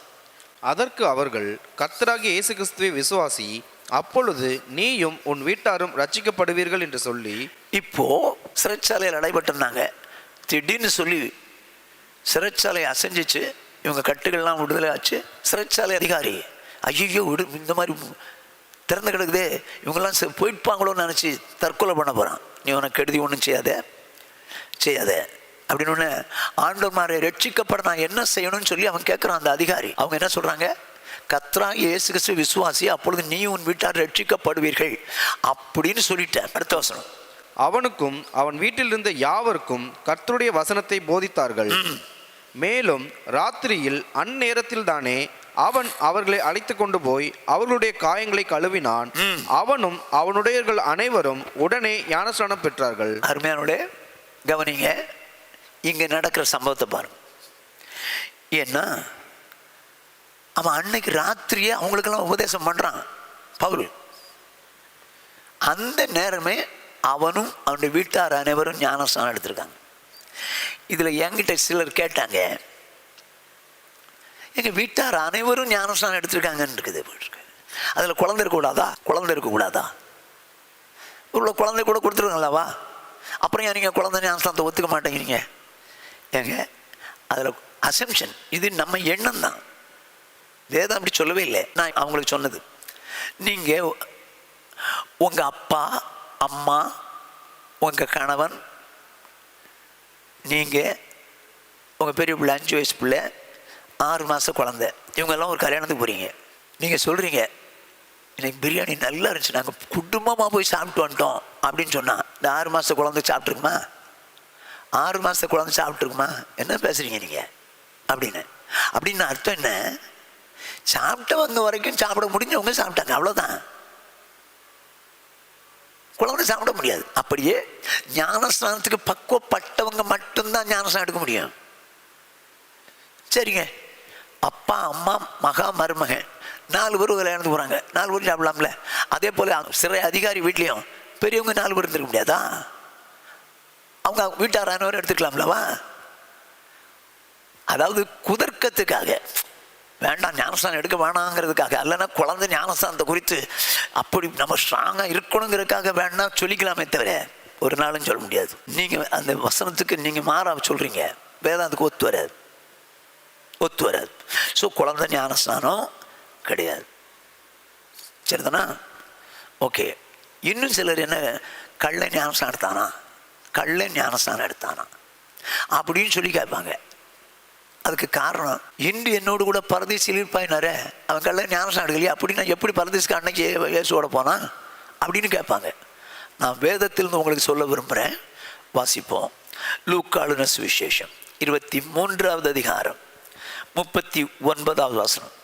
அன்றியும் சிலுவையில் அறையப்பட்டிருந்த குற்றவாளிகளில் ஒருவன், நீ கிறிஸ்துவானால் உன்னையும் எங்களையும் ரட்சித்துக்கொள் என்று அவரை இகழ்ந்தான். இப்போ ஒரு கள்ளன் சொல்கிறான், நீர் கிறிஸ்துவானால் உங்களை என்னை ரட்சித்துக் கொள்ளுங்க, விடுதலை ஆக்கிங்க அப்படின்னு கேட்குறான். அதுக்கு நடக்கிற சம்பவத்தை பாருங்க. 40வது வசனம். மற்றவன் அவனை நோக்கி, நீ இந்த ஆக்கினைக்கு உட்பட்டவனாக இருந்தும் தேவனுக்கு பயப்படுகிறது இல்லையா? என்ன, இந்த ஆக்கினைக்கு, இந்த தண்டனைக்கு உட்பட்டிருந்தும் உனக்கு பயம் இல்லையா? உனக்கு பயம் இல்லையா? நீ அவரை அப்படி கேட்குற, இவ்வளவு தண்டனை உனக்கு வந்திருக்கு, உனக்கு பயமே இல்லாமல் கேட்குற அப்படின்னு சொல்லிட்டு அடுத்த வருஷம் 41, நாமோ நியாயப்படி தண்டிக்கப்படுகிறோம், நாம் நடப்பித்தவைகளுக்கு தக்க பலனை அடைகிறோம், இவரோ தகாததொன்றையும் நடப்பிக்கவில்லையே என்று அவனை கடிந்து கொண்டு. அருமையானே, நல்லா கவனிச்சிங்க. நாமோ நியாயப்படி தண்டிக்கப்படுகிறோம். அப்போ ஒத்துக்கிட்டானா? நம்ம செஞ்ச தப்பு தான் இவ்வளவு தண்டனை வந்துடுச்சுது, ஐயோ நான் தப்பு பண்ணனே அப்படின்னு தப்பு பண்ணதை ஒத்துக்கிறான். இவரோ பாவமே இல்லாதவர், ஒரு தீமை செய்யாதவர்னு அவரது குறித்து சாட்சி சொல்றான். இயேசுக்கு சொல்லுவாரு, என்னிலே பாவம் உங்களை யார் என்னை குற்றப்படுத்தக்கூடும்னு சொல்லுவார். பாவமே இல்லாதவர், இவன் அவரை குறித்து சர்டிஃபிகேட் சொல்றான். நான் பாவம் செஞ்சுட்டப்பா, நீயும் பாவம் செஞ்சு, அதுக்கு தான் தண்டனை வர்றோம். தான் பாவங்களை ஒத்துக்கிறான், அவரோ பாவம் இல்லாதவர்னு சொல்றான். அதோடு மாத்திரமல்ல, 42ஆம் வசனம். இயேசுவை நோக்கி, ஆண்டவரே, நீர் உம்முடைய ராஜ்யத்தில் வரும்போது அடியேனை நினைத்தருளும் என்றான். என்ன சொல்றான்? தான் பாவத்தை ஒத்துக்கிறான், அவர் பாவம் இல்லாதவர்னு சொல்லி புரிஞ்சுக்கிச்சு. அதோடு மாத்திரமல்ல, என்ன சொல்கிறான்? ஆண்டவரே அப்படின்றான். அப்படின்னு அர்த்தம் என்ன? அவரை ஆண்டவராக ஏற்றுக்கொள்கிறாங்க. பாவங்கள் செஞ்சுட்டேன், அதனால தான் தண்டிக்கப்படுறேன். ஆண்டவரே, நீங்கள் பாவம் செய்யாத உங்களை இப்படி பண்ணிட்டாங்க, ஆண்டவரே அப்படின்னு சொல்லி அவரை ஆண்டவராக ஏற்றுக்கொள்கிறான். சொன்னது மாத்திரமல்ல, என்ன சொல்கிறான்? நீர் உம்முடைய ராஜ்யத்தில் போகும்போது என்னை நினைத்துக் கொள்ளுங்க. அப்போ இவர் மூலம்தான் அந்த ராஜ்யத்துக்கு போக முடியும்னு சொல்லி அவன் விசுவாசிக்கிறான். இவரெல்லாம் போக முடியாது அப்படிங்கிறத அவன் விசுவாசிக்கிறான். அப்படி விசுவாசித்து என்னை நினைத்துக் கொள்ளும், உங்களுடைய ராஜ்யத்துக்கு போகும்போது நீங்க என்ன நினைச்சிங்கன்னு சொல்றான். உடனே இயேசு என்ன சொல்றார் பாருங்க. இயேசு அவனை நோக்கி, இன்றைக்கு நீ என்னுடனே கூட பரதீசில் இருப்பாய் என்று மெய்யாகவே உனக்கு சொல்லுகிறேன் என்றார். அருமையானவளே, அந்த நேரத்தில் தான் சொல்றாரு, இன்றைக்கு என்னோடு கூட பரதேசியில் இருப்பாய் அப்படின்னு மெய்யாகவே மெய்யா உனக்கு சொல்றேன். அருமையானவளே, அந்த கள்ளன் அடுத்த கள்ளனை போல, பாவ உணர்வு இல்லாத கள்ளனை போல இல்லை. இவன் எப்படி, ஐயோ நாம் தகாதவளை நடப்பித்தோமே அப்படின்னு சொல்லி ஒத்துக்கிறான், பாவின்னு ஒத்துக்கிறான். ரெண்டாவது, அவர் பாவம் இல்லாதவர்னு சொல்லி ஒத்துக்கிறான். மூணாவது, அவரால் தான் மீட்பு உண்டுன்னு சொல்லி ஆண்டவரேன்னு ஏற்றுக்கிறான், அவர் ஆண்டவரேன்னு ஏற்றுக்கிறான். நாலாவது, உங்களோட ராஜ்யத்துக்கு உங்கள் மூலம் தான் எனக்கு போக முடியும்னு சொல்லி அந்த ராஜ்யத்துக்கு போகிறதுக்கு இவர் தான் வழின்னு சொல்லி நினச்சான். அதுதான் இயேசு சொன்னார், நானே வழியும் சத்தியம் ஜீவமாக இருக்கேன், என்ன எல்லாம் அங்கே வர முடியாதுன்னார் பிதாவிடத்தில். அருமையானவர்களே, இந்த அனுபவத்தோடு இருந்தவனை தான் ஆண்டவராக இயேசு என்ன சொன்னார், இன்று என்னோடு கூட பரதேசில் இருப்பாயினார். இப்போ நான் எப்படி கேட்குறேன், ஆபிரகாம் பரலோகம் போவாரா? போவார். ஞானஸ்நானம் எடுத்தாராக்கும்? இல்லை, பிரதிசன் பண்ணியிருந்தார். ஈசாக்கு, யாக்கோபு இவங்கெல்லாம் பரலோகம் போவாங்களா? பரலோகம் போவாங்க. அப்படியே தாவீது இவங்கெல்லாம் போவாங்க, மோசேயெல்லாம் போகிறாங்க. அப்படியே இவனும் போகிறாங்க. அவங்க இப்போ ஞானஸ்நானம் எடுக்கலையே. நல்லா கவனிச்சிங்க. அதாவது இயேசு சிலுவையில் தொங்கும் போது தான் இவன்ட்ட சொல்கிறாரு. ஆனால் ஞானஸ்நான கட்டளை இயேசு எப்போ கொடுத்தாரு தெரியுமா? இயேசு சிலுவையில் அறையப்பட்டு மரித்து அடக்கம் பண்ணப்பட்டு 3ஆம் நாள் எழும்பி 40 நாள் சுற்றி திரிந்து கடைசியில் போகிறதுக்கு முன்னால் சீஷர்களுக்கு சொல்கிறாரு, நீங்கள் புறப்பட்டு போய் சகல ஜாதிகளை சீஷராக்கி ஞானஸ்நானம் கொடுங்கன்னு. அப்போது இந்த ஞானஸ்நான கட்டளை இயேசு உலகத்தில் வாழும்போது கொடுக்கல. இயேசு ஞானஸ்நான கட்டளையே வாழும்போது கொடுக்கல, பரலோகத்துக்கு போக முன்னால். அதுக்கு முன்னால் இந்த கல்லை நான் சந்திச்சிட்டார். இந்த கல்லை அதுக்கு முன்னால் வந்துட்டான். அப்போது ஞானஸ்தானத்துக்கு முன்னாலே, அந்த ஞானஸ்தானம்ங்கிற கட்டளையை கொடுக்கும் முன்னாலே சிலுவையில் இருக்கும்போதே அந்த கல்லை அவர் ஏற்றுக்கொண்டான். ஆகையினால தான் அவர் சொன்னார், இன்று என்னோட பரதேசில் இருப்பான். அப்போ ஞானஸ்தானம் எடுக்கணுமா? கல்லை எடுக்க முடியாதுங்க, எடுக்க முடியாது. அருமையானவர்களே, காரணம் புரிஞ்சிச்சு. ஸோ அவனை காரணம் காட்டி அவனே போயிட்டான் நான் போயிடுவேன்னு சொல்லாதீங்க. அவன் செத்துக்கிட்டு இருந்த கல்லை, நீங்கள் பாவத்தில் இருக்கிற கல்லை என்ன செய்யலாம்? மன்னிப்பு கேளுங்க, ஞானஸ்நானம் பெறும். ஓகே, சரி. இன்னும் சிலர் சொல்லுவாங்க, மரித்தவர்களுக்காக ஞானஸ்நானம் எடுக்கணுமா, மரித்தவர்களுக்காக ஞானஸ்நானம் எடுக்கணுமா அப்படின்னு சொல்லி வாசிப்போம். 1 கொரிந்தியர் 15ஆம் அதிகாரம் 29ஆவது வசனம். மேலும் மரித்தோர் உயிர் தெளாவிட்டால் மரித்தவர்களுக்காக ஞானஸ்நானம் பெறுகிறவர்கள் என்ன செய்வார்கள்? மரித்தவர்களுக்காக ஏன் ஞானஸ்நானம் பெறுகிறார்கள்? என்ன சொல்றாரு? கொரிந்து பட்டணத்தில் உள்ள சிலர் ஆகாத சம்பாஷணைகள் பேச ஆரம்பிச்சிட்டாங்க. என்ன சம்பாஷணை? மரித்தோர் உயிர்த்தெல்லாம் கிடையாதுங்க அப்படின்னு சொல்லி பேச ஆரம்பிச்சிட்டாங்க. இப்போ மரித்தோர் உயிர்த்தெழுதல் இல்லை அப்படின்னு சபைக்குள்ள இருக்கிறவங்க பேச ஆரம்பிக்கிறாங்க. அதனால தான் சபைக்கே சொல்றாரு, நீங்க மரித்தோர் உயிர்த்தெழுதல் இல்லைன்றீங்களே, அப்படியானா உங்களில் சிலர் மரித்தோருக்காக ஞானஸ்நானம் எடுக்கிறீங்களா? அப்போ அது என்ன? அப்போ ஞானஸ்நானம் எடுத்தால் தான் பரலோகத்துக்கு போக முடியுங்கிறதுக்காக, இவங்க எடுத்தால் தான் பரலோகத்துக்கு போக முடியுங்கிறதுக்காக அவங்க எடுக்கிறாங்கல்ல அப்படின்னு சொன்னார். ஆனால் மரித்தவங்களுக்காக ஞானஸ்நானம் எடுக்கணும்னு அவர் சொல்ல வரல. நல்லா கவனிச்சிங்க. அவங்க ஞானம் இல்லாமல், ஐயோ அவங்க செத்து போயிட்டாங்களே, அவங்க பாவத்தோடு செத்துட்டாங்களே, அதனால நம்ம ஞானஸ்நானம் எடுத்துட்டா அவங்க பரலோகத்துக்கு போயிடுவாங்க அப்படிங்கிற வேதத்துக்கு முரண்பாடான காரியத்தை அந்த கொரிந்து பட்டணத்தில் வச்சிருக்கிறாங்க. ஆனால் நீங்களும் அப்படி செய்யுங்கன்னு சொல்லலை இவர் பவுல். என்ன ப்ரூஃப் பண்ணுறாரு? மரித்தோர் உயிர்த்தெழுதல் இல்லைன்னா அவங்க அப்போ ஞானஸ்நானம் எடுக்கிறாங்க அப்படிதான் சொல்றாரு. ஸோ மரித்தோர் உயிர்த்தெழுதல் உண்டு, ஆகையினால நீங்கள் செத்தவங்களுக்காக ஞானஸ்நானம் எடுங்கன்னு சொல்ல வரல. உங்களில் சிலர் இப்படி செய்கிறாங்களே, எப்படி அது அப்படின்னு கேட்குறாரு. அப்படின்னா மரித்தோருக்காக ஞானஸ்நானம் எடுப்பது வேதத்துக்கு முரண்பாடானது. அங்கே யாரோ செஞ்சுருக்காங்க. அது எதுக்காக சொல்கிறேன்னா, மரித்தோர் உயிர்த்தெழுதல் இல்லைன்றீங்கல்ல, அப்படின்னா அவங்க ஏன் கொடுத்தாங்க அப்படின்னு சொல்கிறாரு. அப்போ மரித்தோர் உயிர்த்தெழுதல் இருக்கிறனால தான் அப்படி செய்கிறாங்க அப்படின்னு சொல்லி அதைத்தான் கோட் பண்ணாரே தவிர, ஆனால் மரித்தோருக்காக நீங்கள் ஞானஸ்நானம் பெற வேண்டும் அப்படின்னு சொல்லவே இல்லை, அவர் சொல்லவே இல்லை. ஆகவே மரித்தோருக்காக ஞானஸ்நானம் கொடுக்கக்கூடாது. ஏன்னா கவனமாக கேளுங்களேன், 1 கொரிந்தியர் 15:12 கிறிஸ்து மரித்தோரிலிருந்து எழுந்தார் என்று பிரசங்கிக்கப்பட்டிருக்க மரித்தோரின் உயிர்த்தெழுதல் இல்லை என்று உங்களில் சிலர் எப்படி சொல்லலாம்? அதைத்தான் சொல்றார். எப்படி? இயேசு மரித்து உயிரோடு எழும்பினார்னு பிரசங்கம் பண்ணுறோம், ஆனால் உங்களில் சிலர் என்ன பண்ணுறீங்க? மரித்தோர் உயிர்த்தெழுதல் இல்லைன்றீங்களே, எப்படி எப்படி சொல்லலாம் சொல்லிட்டு 13 மரித்தோரின் உயிர்த்தெழுதல் இல்லாவிட்டால் கிறிஸ்துவும் எழுந்திருக்கவில்லையே. என்ன சொல்றார்? மரித்தோர் உயிர்த்தெழுதல் இல்லை அப்படின்னு நீங்க நினைச்சீங்கன்னா கிறிஸ்துவே உயிர்த்தெழுதல. கிறிஸ்து உயிர்த்தெழுங்க. உங்களுக்கு மரித்தோர் உயிர்த்தெழும் நம்பிக்கை இல்லைன்னா இயேசுவே உயிர்த்தெழுதல்னு அர்த்தம்.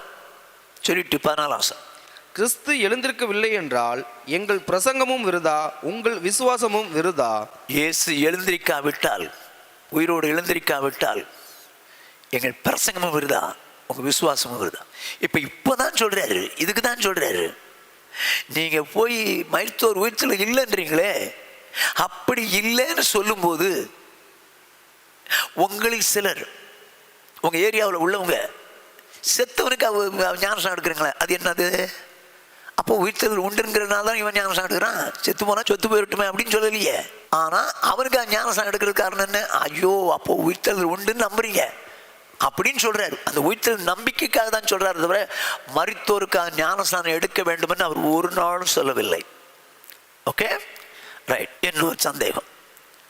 அப்போஸ்தலர் நடபடிகளின் புஸ்தகம் 2வது அதிகாரம் 38 பேதுரு அவர்களை நோக்கி, நீங்கள் மனம் திரும்பி ஒவ்வொருவரும் பாவ மன்னிப்புக்கென்று இயேசு கிறிஸ்துவின் நாமத்தினாலே ஞானஸ்நானம் பெற்றுக்கொள்ளுங்கள், அப்பொழுது பரிசுத்த ஆவியின் வரத்தை பெறுவீர்கள். அருமையானவர்களே, நல்ல கவனிங்க இந்த சப்ஜெக்டை.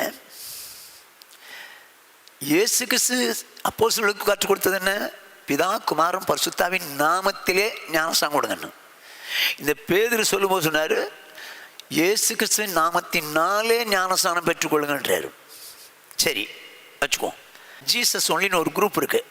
அவங்க வந்து இயேசு கிறிஸ்து நாமத்தினால தான் ஞானஸ்நானம் எடுக்கணும் அப்படின்னு கட்டாயப்படுத்துவாங்க. இப்போ நான் சொல்கிறேன், இப்போ என் பேர் அற்புதராஜ் சாம்பல்.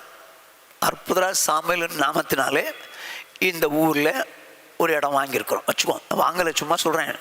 நான் இது வரைக்கும் எனக்குன்னு ஒரு சொந்தமாக ஒரு இடம் கூட கிடையாது, விட்டுருங்க அதை. சரியா? நான் ஒரு எக்ஸின் பேரில் இந்த ஊரில் ஒரு பில்டிங், அவருக்கு பேர் எக்ஸ் தான், அமெரிக்காவுக்கு போனாலும் எக்ஸ் தான். அந்த ஊரில் ஒரு பங்களா வாங்குறாரு, எக்ஸின் பேரில் தான். எங்கே போனாலும் எக்ஸ் தானே? இல்லை, நான் மாற்றி சொல்கிறேன். ராஜா சிங், அவர் இந்த ஊர்லேயும் ராஜா சிங் தான், அமெரிக்காவிலும் ராஜா சிங் தான். பேரை மாற்ற முடியுமா? எங்கே அவர் வாகனம் வாங்கினாலும் ராஜா சிங் பேரில் தான் இருக்கும். அங்கே போய் பில்டிங் வாங்கினாலும் ராஜா சிங் பேரில் தான் இருக்கும். ராஜா சிங். ஓகே, இப்போ இயேசு கிறிஸ்து நாமத்தினால தான் பேதுரு ஞானஸ்நானம் கொடுத்தான். அப்படின்னா எல்லா இடத்துலையும் எப்படி தான் கொடுத்துருக்கணும்? வேற ஒரு இடத்துல ஞானஸ்நானம் கொடுத்தா எப்படி தான் கொடுத்துருக்கணும்? இயேசு கிறிஸ்து நாமத்தினால தான் கொடுத்துருக்கணும். ஆனால் எப்படி கொடுக்குறாரு பாருங்க, 10ஆம் அதிகாரம் 47-48. அப்பொழுது பேதுரு, நம்மை போல பரிசுத்த ஆவியை பெற்ற இவர்களும் ஞானஸ்நானம் பெறாதபடிக்கு எவனாயிலும் தண்ணீரை விலக்கலாமா என்று சொல்லி கர்த்தருடைய நாமத்தினாலே அவர்களுக்கு ஞானஸ்நானம் கொடுக்கும்படி கட்டளையிட்டான். ஏங்க, அங்க முதல்ல ஞானஸ்நானம் கொடுக்குறாரு, இயேசு கிறிஸ்துவின் நாமத்தினாலே ஞானஸ்நானம் கொடுத்தாரு. அதே மாதிரி தான் கொடுத்துருக்கணும். இங்க கர்த்தருடைய நாமத்தினாலேன்னு இருக்கு. கர்த்தருடைய நாமத்தினாலேன்னு இருக்கு. அது என்ன? இப்போ இப்படியும் கொடுப்பாங்க அப்படியும் கொடுப்பாங்களா? நீங்க உடனே சொல்லுவீங்க, கர்த்தருடைய நாமம் இயேசு கிறிஸ்து நாமம் ஒன்று தாங்க அப்படின்னு சொல்லி. இல்லையே, அப்போ இயேசு கிறிஸ்து நாமத்தினாலும் கொடுத்துருக்கலாம்ல. இங்க பாருங்களேன், பவுல் எப்படி ஞானஸ்நானம் கொடுக்குறாருன்னு பாருங்க. அப்போஸ்தலர் 19ஆம் அதிகாரம் 5 இதை கேட்டபோது அவர்கள் கர்த்தராகிய இயேசுவின் நாமத்தினாலே ஞானஸ்நானம் பெற்றார்கள். அடுத்தது பவுல் கொடுக்குறாரு. எப்படி கொடுக்குறாரு? கர்த்தராகிய இயேசுவின் நாமத்தினாலே. பேதுரு முதல்ல கொடுத்தது இயேசு கிறிஸ்துவின் நாமத்தினாலே, கொர்நேலி வீட்டில் கொடுத்தது கர்த்தருடைய நாமத்தினாலே, பவுல் கொடுக்கிறது கர்த்தராகிய இயேசு கிறிஸ்துவின் நாமத்தினாலே. இதில் மூணில் எப்படி கொடுப்பீங்க நீங்கள்? ஜீசஸ் ஒன்லிக்காரங்கள நான் கேட்குறேன், எப்படி கொடுப்பீங்க? 3 விதமாக கொடுப்பீங்களா நீங்கள்? 3 விதமாக கேட்குறேன், நான் கேட்குறேன். எனக்கு இப்படி கொடுங்க கர்த்தருடைய நாமத்தினால, கொடுப்பீங்களா? எப்படி கொடுப்பீங்க? நீங்கள் மட்டும் இயேசு கிறிஸ்து நாமத்தினால ஞாபகம் தான் பெற்றுக்கொள்ளணுன்றீங்க. 3 விதமாக கொடுத்துருக்காங்களே, அது எப்படி சரியாக இருக்கும்? அதுக்கும் உங்களுக்கு புரிகிற மாதிரி சொல்கிறேன். இயேசு கிறிஸ்து நாமத்தினாலே, கர்த்தருடைய நாமத்தினாலே, அதோடு மாத்திரம் இல்லை, கர்த்தராகிய இயேசு கிறிஸ்து நாமத்தினாலேன்னு இருக்கும். இந்த நாமங்கிறது என்னங்க? வேதம் சொல்லுது பாருங்க. வெளிப்படுத்தின விசேஷம் 19ஆம் அதிகாரம் 13வது வசனம். இரத்தத்தில் தோய்க்கப்பட்ட வஸ்திரத்தை தரித்திருந்தார், அவருடைய நாமம் தேவனுடைய வார்த்தை என்பதே. என்னவா? அவருடைய நாமம் தேவனுடைய வார்த்தை என்பதே. நாமங்கிறது என்ன? தேவனுடைய வார்த்தை. அப்போ இயேசு கிறிஸ்துவின் நாமத்தினாலேன்னு சொல்கிற இடத்துல, நாமங்கிற இடத்துல வார்த்தை போடுங்க. இயேசு கிறிஸ்துவின் வார்த்தையினாலே ஞானஸ்நானம் கொடுத்தார்கள். நாமங்கிறது என்ன? தேவனுடைய வார்த்தை. எங்க தேவன் என்ன சொன்னாரோ அதைத்தாங்க இயேசு சொன்னாரு. அவர் தனியா இஷ்டத்துக்கு ஒன்றும் சொல்லல. பிதா என்ன சொன்னாரோ அதைத்தான் சொன்னாரு. யோவான் 12ஆம் அதிகாரம் 49-50. நான் சுயமாய் பேசவில்லை, நான் பேச வேண்டியது இன்னதென்றும் உபதேசிக்க வேண்டியது இன்னதென்றும் என்னை அனுப்பின பிதாவே எனக்கு கட்டளையிட்டார். அவருடைய கட்டளை நித்திய ஜீவனாயிருக்கிறது என்று அறிவேன். ஆகையால் நான் பேசுகிறவைகளை பிதா எனக்கு சொன்னபடியே பேசுகிறேன் என்றார். அப்போ இயேசு எப்பதான் பேசியிருக்கிறாரு? என்ன உபதேசிக்கிறார்? பிதா சொன்னதை தான் உபதேசிக்கிறார், சொன்னதான். அப்போ இயேசு எங்க? மத்தேயு எழுதின சுவிசேஷம் 28ஆம் அதிகாரம் 18-19 என்ன சொல்றாரு? அப்பொழுது இயேசு சமீபத்தில் வந்து அவர்களை நோக்கி, வானத்திலும் பூமியிலும் சகல அதிகாரமும் எனக்கு கொடுக்கப்பட்டிருக்கிறது. ஆகையால் நீங்கள் புறப்பட்டு போய் சகல ஜாதிகளையும் சீஷராக்கி பிதா குமாரன் பரிசுத்த ஆவி நாமத்திலே அவர்களுக்கு ஞானஸ்நானம் கொடுத்து. இப்போ இது யாருடைய வார்த்தை? இயேசு கிறிஸ்துவினுடைய வார்த்தை. இயேசு சொந்தமா சொல்றாரா இல்ல பிதா சொன்னதை சொல்றாரா? அவர் நான் சுயமா ஒன்றும் பேச மாட்டேன்றார். சொந்தமா ஒன்றும் பேச மாட்டேன். பிதா என்ன சொன்னாரோ அதுதான் பேசுவேன், பிதா என்ன உபதேசிக்க சொன்னாரோ அதுதான் உபதேசிப்பேன்றார். இயேசு உபதேசித்த உபதேசத்தின் கடைசி காரியத்தை பாருங்க. நீங்கள் புறப்பட்டு போய் சகல ஜாதிகளையும் சீஷராக்கி பிதா குமாரன் பரிசுத்தாவின் நாமத்திலே. நாமங்கிறது என்ன? வார்த்தை. பிதா குமாரன் பரிசுத்தாவி என்னும் வார்த்தையிலே ஞானஸ்நானம் கொடுக்க சொன்னார். பிதா குமாரன் பரிசுத்தாவி என்னும் வார்த்தையிலே ஞானஸ்நானம் கொடுக்க சொன்னார். அவங்க கொடுத்தது என்ன? இயேசு கிறிஸ்துவின் நாமத்தினாலே. அப்படின்னா இயேசு கிறிஸ்துவின் வார்த்தையினாலே. இயேசு கிறிஸ்து என்ன வார்த்தை சொன்னார்? பிதா குமாரன் பரிசுத்தாவி நாமத்திலேனாரு. அதைத்தான் சொன்னாங்க அவங்க. இவங்க இன்னைக்கு அதனுடைய அர்த்தம் விளங்காம இயேசு கிறிஸ்து நாமத்தினாலே. நல்லா கவனிச்சிங்க சௌரிய. இப்போ என் பேனா இருக்குது. என் பேனாவை என் பக்கத்தில் இருக்க ஒருத்தர்கிட்ட அவர் கையிலே கொடுக்கிறேன் அப்படின்னா அந்த கை யாருடைய கையை மீன் பண்ணுது? பக்கத்தில் இருக்கிறவுடைய கையை மீன் பண்ணுது. ஓகே, கையிலே கொடுக்குறேன். கையினாலே கொடுக்குறேன்னா யாருடைய கையை சொல்லுது? ஏன் கையை சொல்லுது? கையினாலே கொடுக்கறதுக்கும் கையிலே கொடுக்கறதுக்கும் வித்தியாசம் இருக்குங்க. நாமத்திலே கொடுக்கும் பிதா குமாரன் பரிசுத்தாவின் நாமத்திலே கொடுக்கறதுக்கும் இயேசு கிறிஸ்து நாமத்தினாலே கொடுக்கறதுக்கும் வித்தியாசம் இருக்கு. அப்படின்னா நாமங்கிறது தேவனுடைய வார்த்தை. இயேசு கிறிஸ்து தேவனுடைய வார்த்தையினாலே ஞானஸ்நானம் கொடுத்தாரு. அப்போ இயேசு கிறிஸ்து என்ன எனக்கு சொன்னாரு? பிதா குமாரன் பரிசுத்தாவின் நாமத்திலே கொடுக்க சொன்னார். அதைத்தான் அவங்க செஞ்சாங்கங்க. அதைத்தான் செஞ்சாங்க. எனக்கு புரியாம ஜீசஸ் ஒன்லிக்காரங்க இயேசு நாமத்தினால தான் ஞானஸ்நானம் கொடுக்கணும். திரும்ப பிதா குமாரன் பரிசுத்தாவின் நாமத்தில் எடுத்தவங்களை கூட இப்படி எடுக்க வைக்கிறாங்க. ஐயோ, என் ஜனங்கள் அறிவில்லாமையினால் சங்காரமாகிறார்களே அப்படிங்கிற மாதிரி இருக்கு. சரி, எப்படியோ ரைட். இது 4வது. 5வது என்ன கேட்குறாங்கன்னா, சபையில் சேர்க்கறதுக்காக நாங்கள் குழந்தைக்கு ஞானஸ்நானம் கொடுக்குறோங்க அப்படின்றாங்க. குழந்தைகளை சபையில் சேர்க்கறதுக்காக குழந்தைக்கு ஞானஸ்நானம் கொடுக்கும். வேதத்துக்கு ஒத்துழைவரே வராது. ஏன்னா அப்போஸ்தலர் நடபடியின் புஸ்தகம் 2ஆம் அதிகாரம் 47வது வசனம். தேவனை துதித்து ஜனங்கள் எல்லாரிடத்திலும் தயவு பெற்றிருந்தார்கள். ரட்சிக்கப்படுகிறவர்களை கர்த்தர் அனுதினமும் சபையிலே சேர்த்து கொண்டு வந்தார். என்ன சொல்றாரு? ரட்சிக்கப்படுகிறவர்களை கர்த்தர் அனுதினமும் சபையிலே சேர்த்து கொண்டு வந்தார். சேர்த்தவர் யாரு? கர்த்தர். யாரை சேர்த்தாரு? ரட்சிக்கப்படுறவங்கள. எங்கே சேர்த்தாரு? சபையில் சேர்த்தாரு. புரிஞ்சுங்களா? அப்போ சபைக்குள்ள இருக்கவங்க யாரு? ரட்சிக்கப்பட்டவங்க. நீங்கள் சபையில் சேர்க்கறதுக்குன்னு குழந்தைய சேர்க்குறீங்க, ஞானஸ்நானம் கொடுக்கன்றீங்க. குழந்தைக்கு ஞானஸ்நானம் கொடுக்குறதுனால சபைக்கு வர்றது இல்லைங்க, சேர்றதில்லை. அப்படி வேதத்தில் இல்லவே இல்லை. ரட்சிக்கப்படுறவங்கள தான் கர்த்தர் சபையில் சேர்க்கிறார். இப்போ எங்கள் சபை இருக்குது, அதில் குழந்தைங்களையும் தூக்கிட்டு வராங்க. அவங்க சபைக்குரியவங்களா? சரீரமாகிய சபையில் ஞானஸ்நானம் எடுத்தவங்க தான் அங்கும். அவங்க சபைக்கு வர்றாங்க, அவ்வளோதான். குழந்தைய தூக்கிட்டு வர்றாங்க. குழந்தைங்க சபையுடைய ஒரு மெம்பர், சர்ச்சினுடைய, அதாவது அவருடைய சரீரத்தில் உள்ள மெம்பர் இல்லை. புரிஞ்சுங்க? அப்படியே ஞானஸ்நானம் வந்து குழந்தைக்கு அவசியம் இல்லை. குழந்தைய சபைக்குள்ளே கொண்டு வரதுக்காக ஞானஸ்நானம் கொடுக்கறது வேதத்தின் அடிப்படையில் இல்லை. சரி, இது 5. 6வதாக சிலர் சொல்கிறாங்க என்கிட்ட, விருத்த சேதனத்துக்கு அடையாளம் தாங்க ஞானஸ்நானம். விருத்த சேதனத்துக்கு அடையாளம் தாங்க ஞானஸ்நானம். அவர் தவறாக சொல்கிறாங்க. விருத்த சேதனம் ஆண்களுக்கு. சரி, ஆண்களுக்கு ஞானஸ்நானம் கொடுக்குறாங்க, ஓகே. அப்போ பெண்கள் எப்படி? விருத்த சேதனத்துக்கு அதுக்கு சம்பந்தமே இல்லைங்க. பெண்களுக்கு, ஆண்களுக்கு விருத்த சேதனம், ஓகே, அதுக்கு சமன்றீங்க ஞானஸ்நானம். பெண்களுக்கு எப்படி கொடுப்பீங்க? அதுக்கும் வேதத்துக்கும் ஒத்தே வராதுங்க. தவறான ஆர்குமெண்ட், ஒத்தே வர முடியாது. இது 6. 7வது, சிலர் நீங்கள் மனம் திரும்பி ஞானஸ்நானம் எடுக்கணுங்க, அவங்க சொல்லுவாங்க ஒரே ஞானஸ்நானங்க எங்களுக்கு அது போதுங்க அப்படின்னு சொல்லி ஆர்கியூ பண்ணுவாங்க. ஒரே ஞானஸ்நானங்கிறது வேதத்தில் இருக்கிறதா? இருக்கிறதா? இருக்கிறது. எங்கே இருக்கிறது? எபேசியர்களின் நிருபம் 4வது அதிகாரம் 5வது வசனம். ஒரே கர்த்தரும் ஒரே விசுவாசமும் ஒரே ஞானஸ்நானமும். என்ன சொல்றாரு பவுல்? சபைக்கு எழுதுகிறார். இந்த எபேசு சபைக்கு மட்டும்தான் இப்படி எழுதியிருப்பார். ஒரே கர்த்தர், ஒரே ஞானஸ்நானம், ஒரே விசுவாசம். ஏன் இந்த இடத்துல ஒரே ஞானஸ்நானம் சொன்னார்? வேற எந்த சபைக்கும் எழுத மாட்டார். ஏன் இந்த ஒரே ஞானஸ்நானம் சொன்னார் இந்த இடத்துல?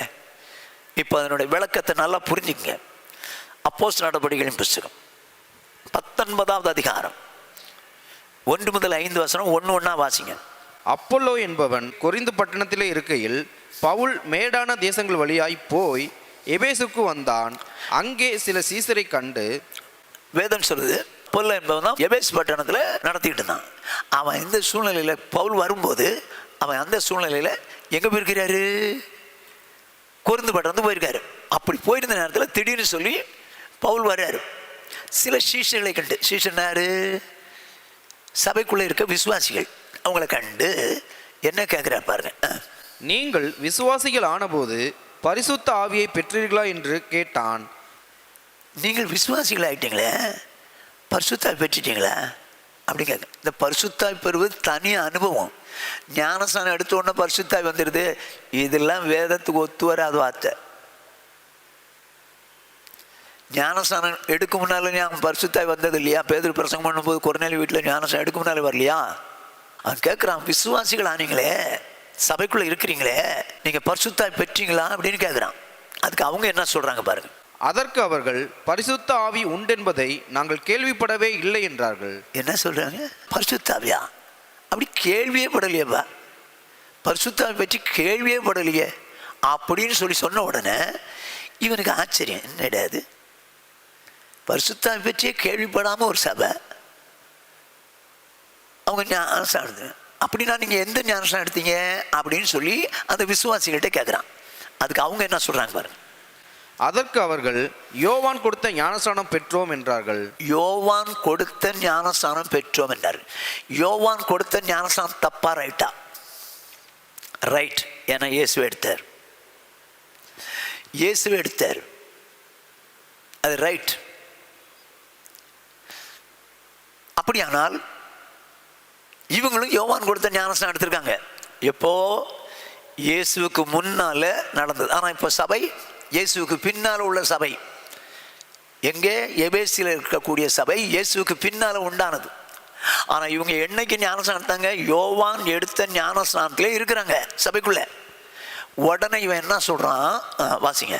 அப்பொழுது பவுல் யோவான் தனக்கு பின் வருகிறவராகிய கிறிஸ்து இயேசுவில் விசுவாசிகளாய் இருக்க வேண்டும் என்று ஜனங்களுக்கு சொல்லி மனம் திரும்புதலுக்கு ஏற்ற ஞானஸ்நானத்தை கொடுத்தானே என்றான்.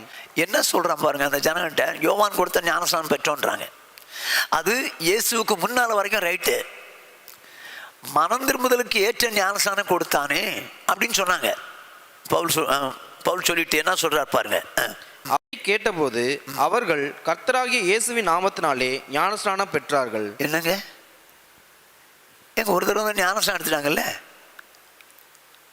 மறுபடி கர்த்தரா இயேசு கிறிஸ்துவின் நாமத்தினால, இயேசு கிறிஸ்துவின் வார்த்தையினாலே ஞானஸ்நானம் எடுக்கிறாங்க. அப்படின்னா அவன் சொன்னதும் பிதா குமாரன் பரிசுத்தாவின் நாமத்தில் தான். இயேசு கிறிஸ்துவின் நாமத்தினாலன்னா வார்த்தையினாலே, இயேசு கிறிஸ்துவின் வார்த்தையினால தான் கொடுத்துருக்கான். சரி, என்ன சொல்கிறேன் பாருங்க, கவனமாக கேளுங்க. கேட்டபோது அவர்கள் இயேசு கிறிஸ்துவின் நாமத்தினாலே ஞானஸ்நானம் பெற்றார்கள். எங்க முதல்ல ஞானஸ்நானம் எடுத்தாங்கல்ல, அது தப்பா ரைட்டா? தப்பு. எப்போ? அவர் இயேசுவுக்கு முன்னால வரைக்கும் அது ரைட்டு. ஆனா இப்ப சபை இயேசுவுக்கு பின்னால, இயேசுவால் உண்டானது சபை. அதே ஞானஸ்நானத்தை வச்சுக்க முடியாது. இப்போ அவன் என்ன சொல்றான், நீங்க மனம் திரும்பி ஞானஸ்நானம் எடுத்து இயேசு மேல விசுவாசம் வைங்கன்னா, எல்லாம் கவனமா கேட்டுங்க. மனம் திரும்பி ஞானஸ்நானம் எடுத்து இயேசு மேல விசுவாசம் வைங்கன்னா யோவான் ஸ்நானம். ஆனா இயேசு என்ன சொல்றாரு, மாத்திட்டாரு. நீங்கள் முதல்ல விசுவாசிங்க இயேசு மேல, அப்புறம் ஞானஸ்நானம் எடுக்கின்றார். அவர் என்ன சொன்னாரு, ஞானஸ்நானம் எடுத்துட்டு இயேசு மேல விசுவாசம் வைங்க அப்படின்னு யோவான் சொன்னாரு. இவர் அப்படி சொல்லல, முதல்ல இயேசுவை விசுவாசித்து அடுத்துதான் ஞானஸ்நானம் என்றார். இதை கேட்டபோது அவர்கள் ஞானஸ்நானம் பெற்றார்கள். இது 2 ஞானஸ்நானமா ஒரு ஞானஸ்நானமா? 2 ஞானஸ்நானம். அப்படின்னா இப்ப கொடுத்த ஞானஸ்நானம் ரைட், முன்னால் எடுத்த ஞானஸ்நானம் செல்லாது. அதைத்தான் பவுல் என்ன சொல்றாரு, ஒரே ஞானஸ்நானம்ன்றார். புரியுதுங்களா? ஒரே ஞானஸ்நானம்.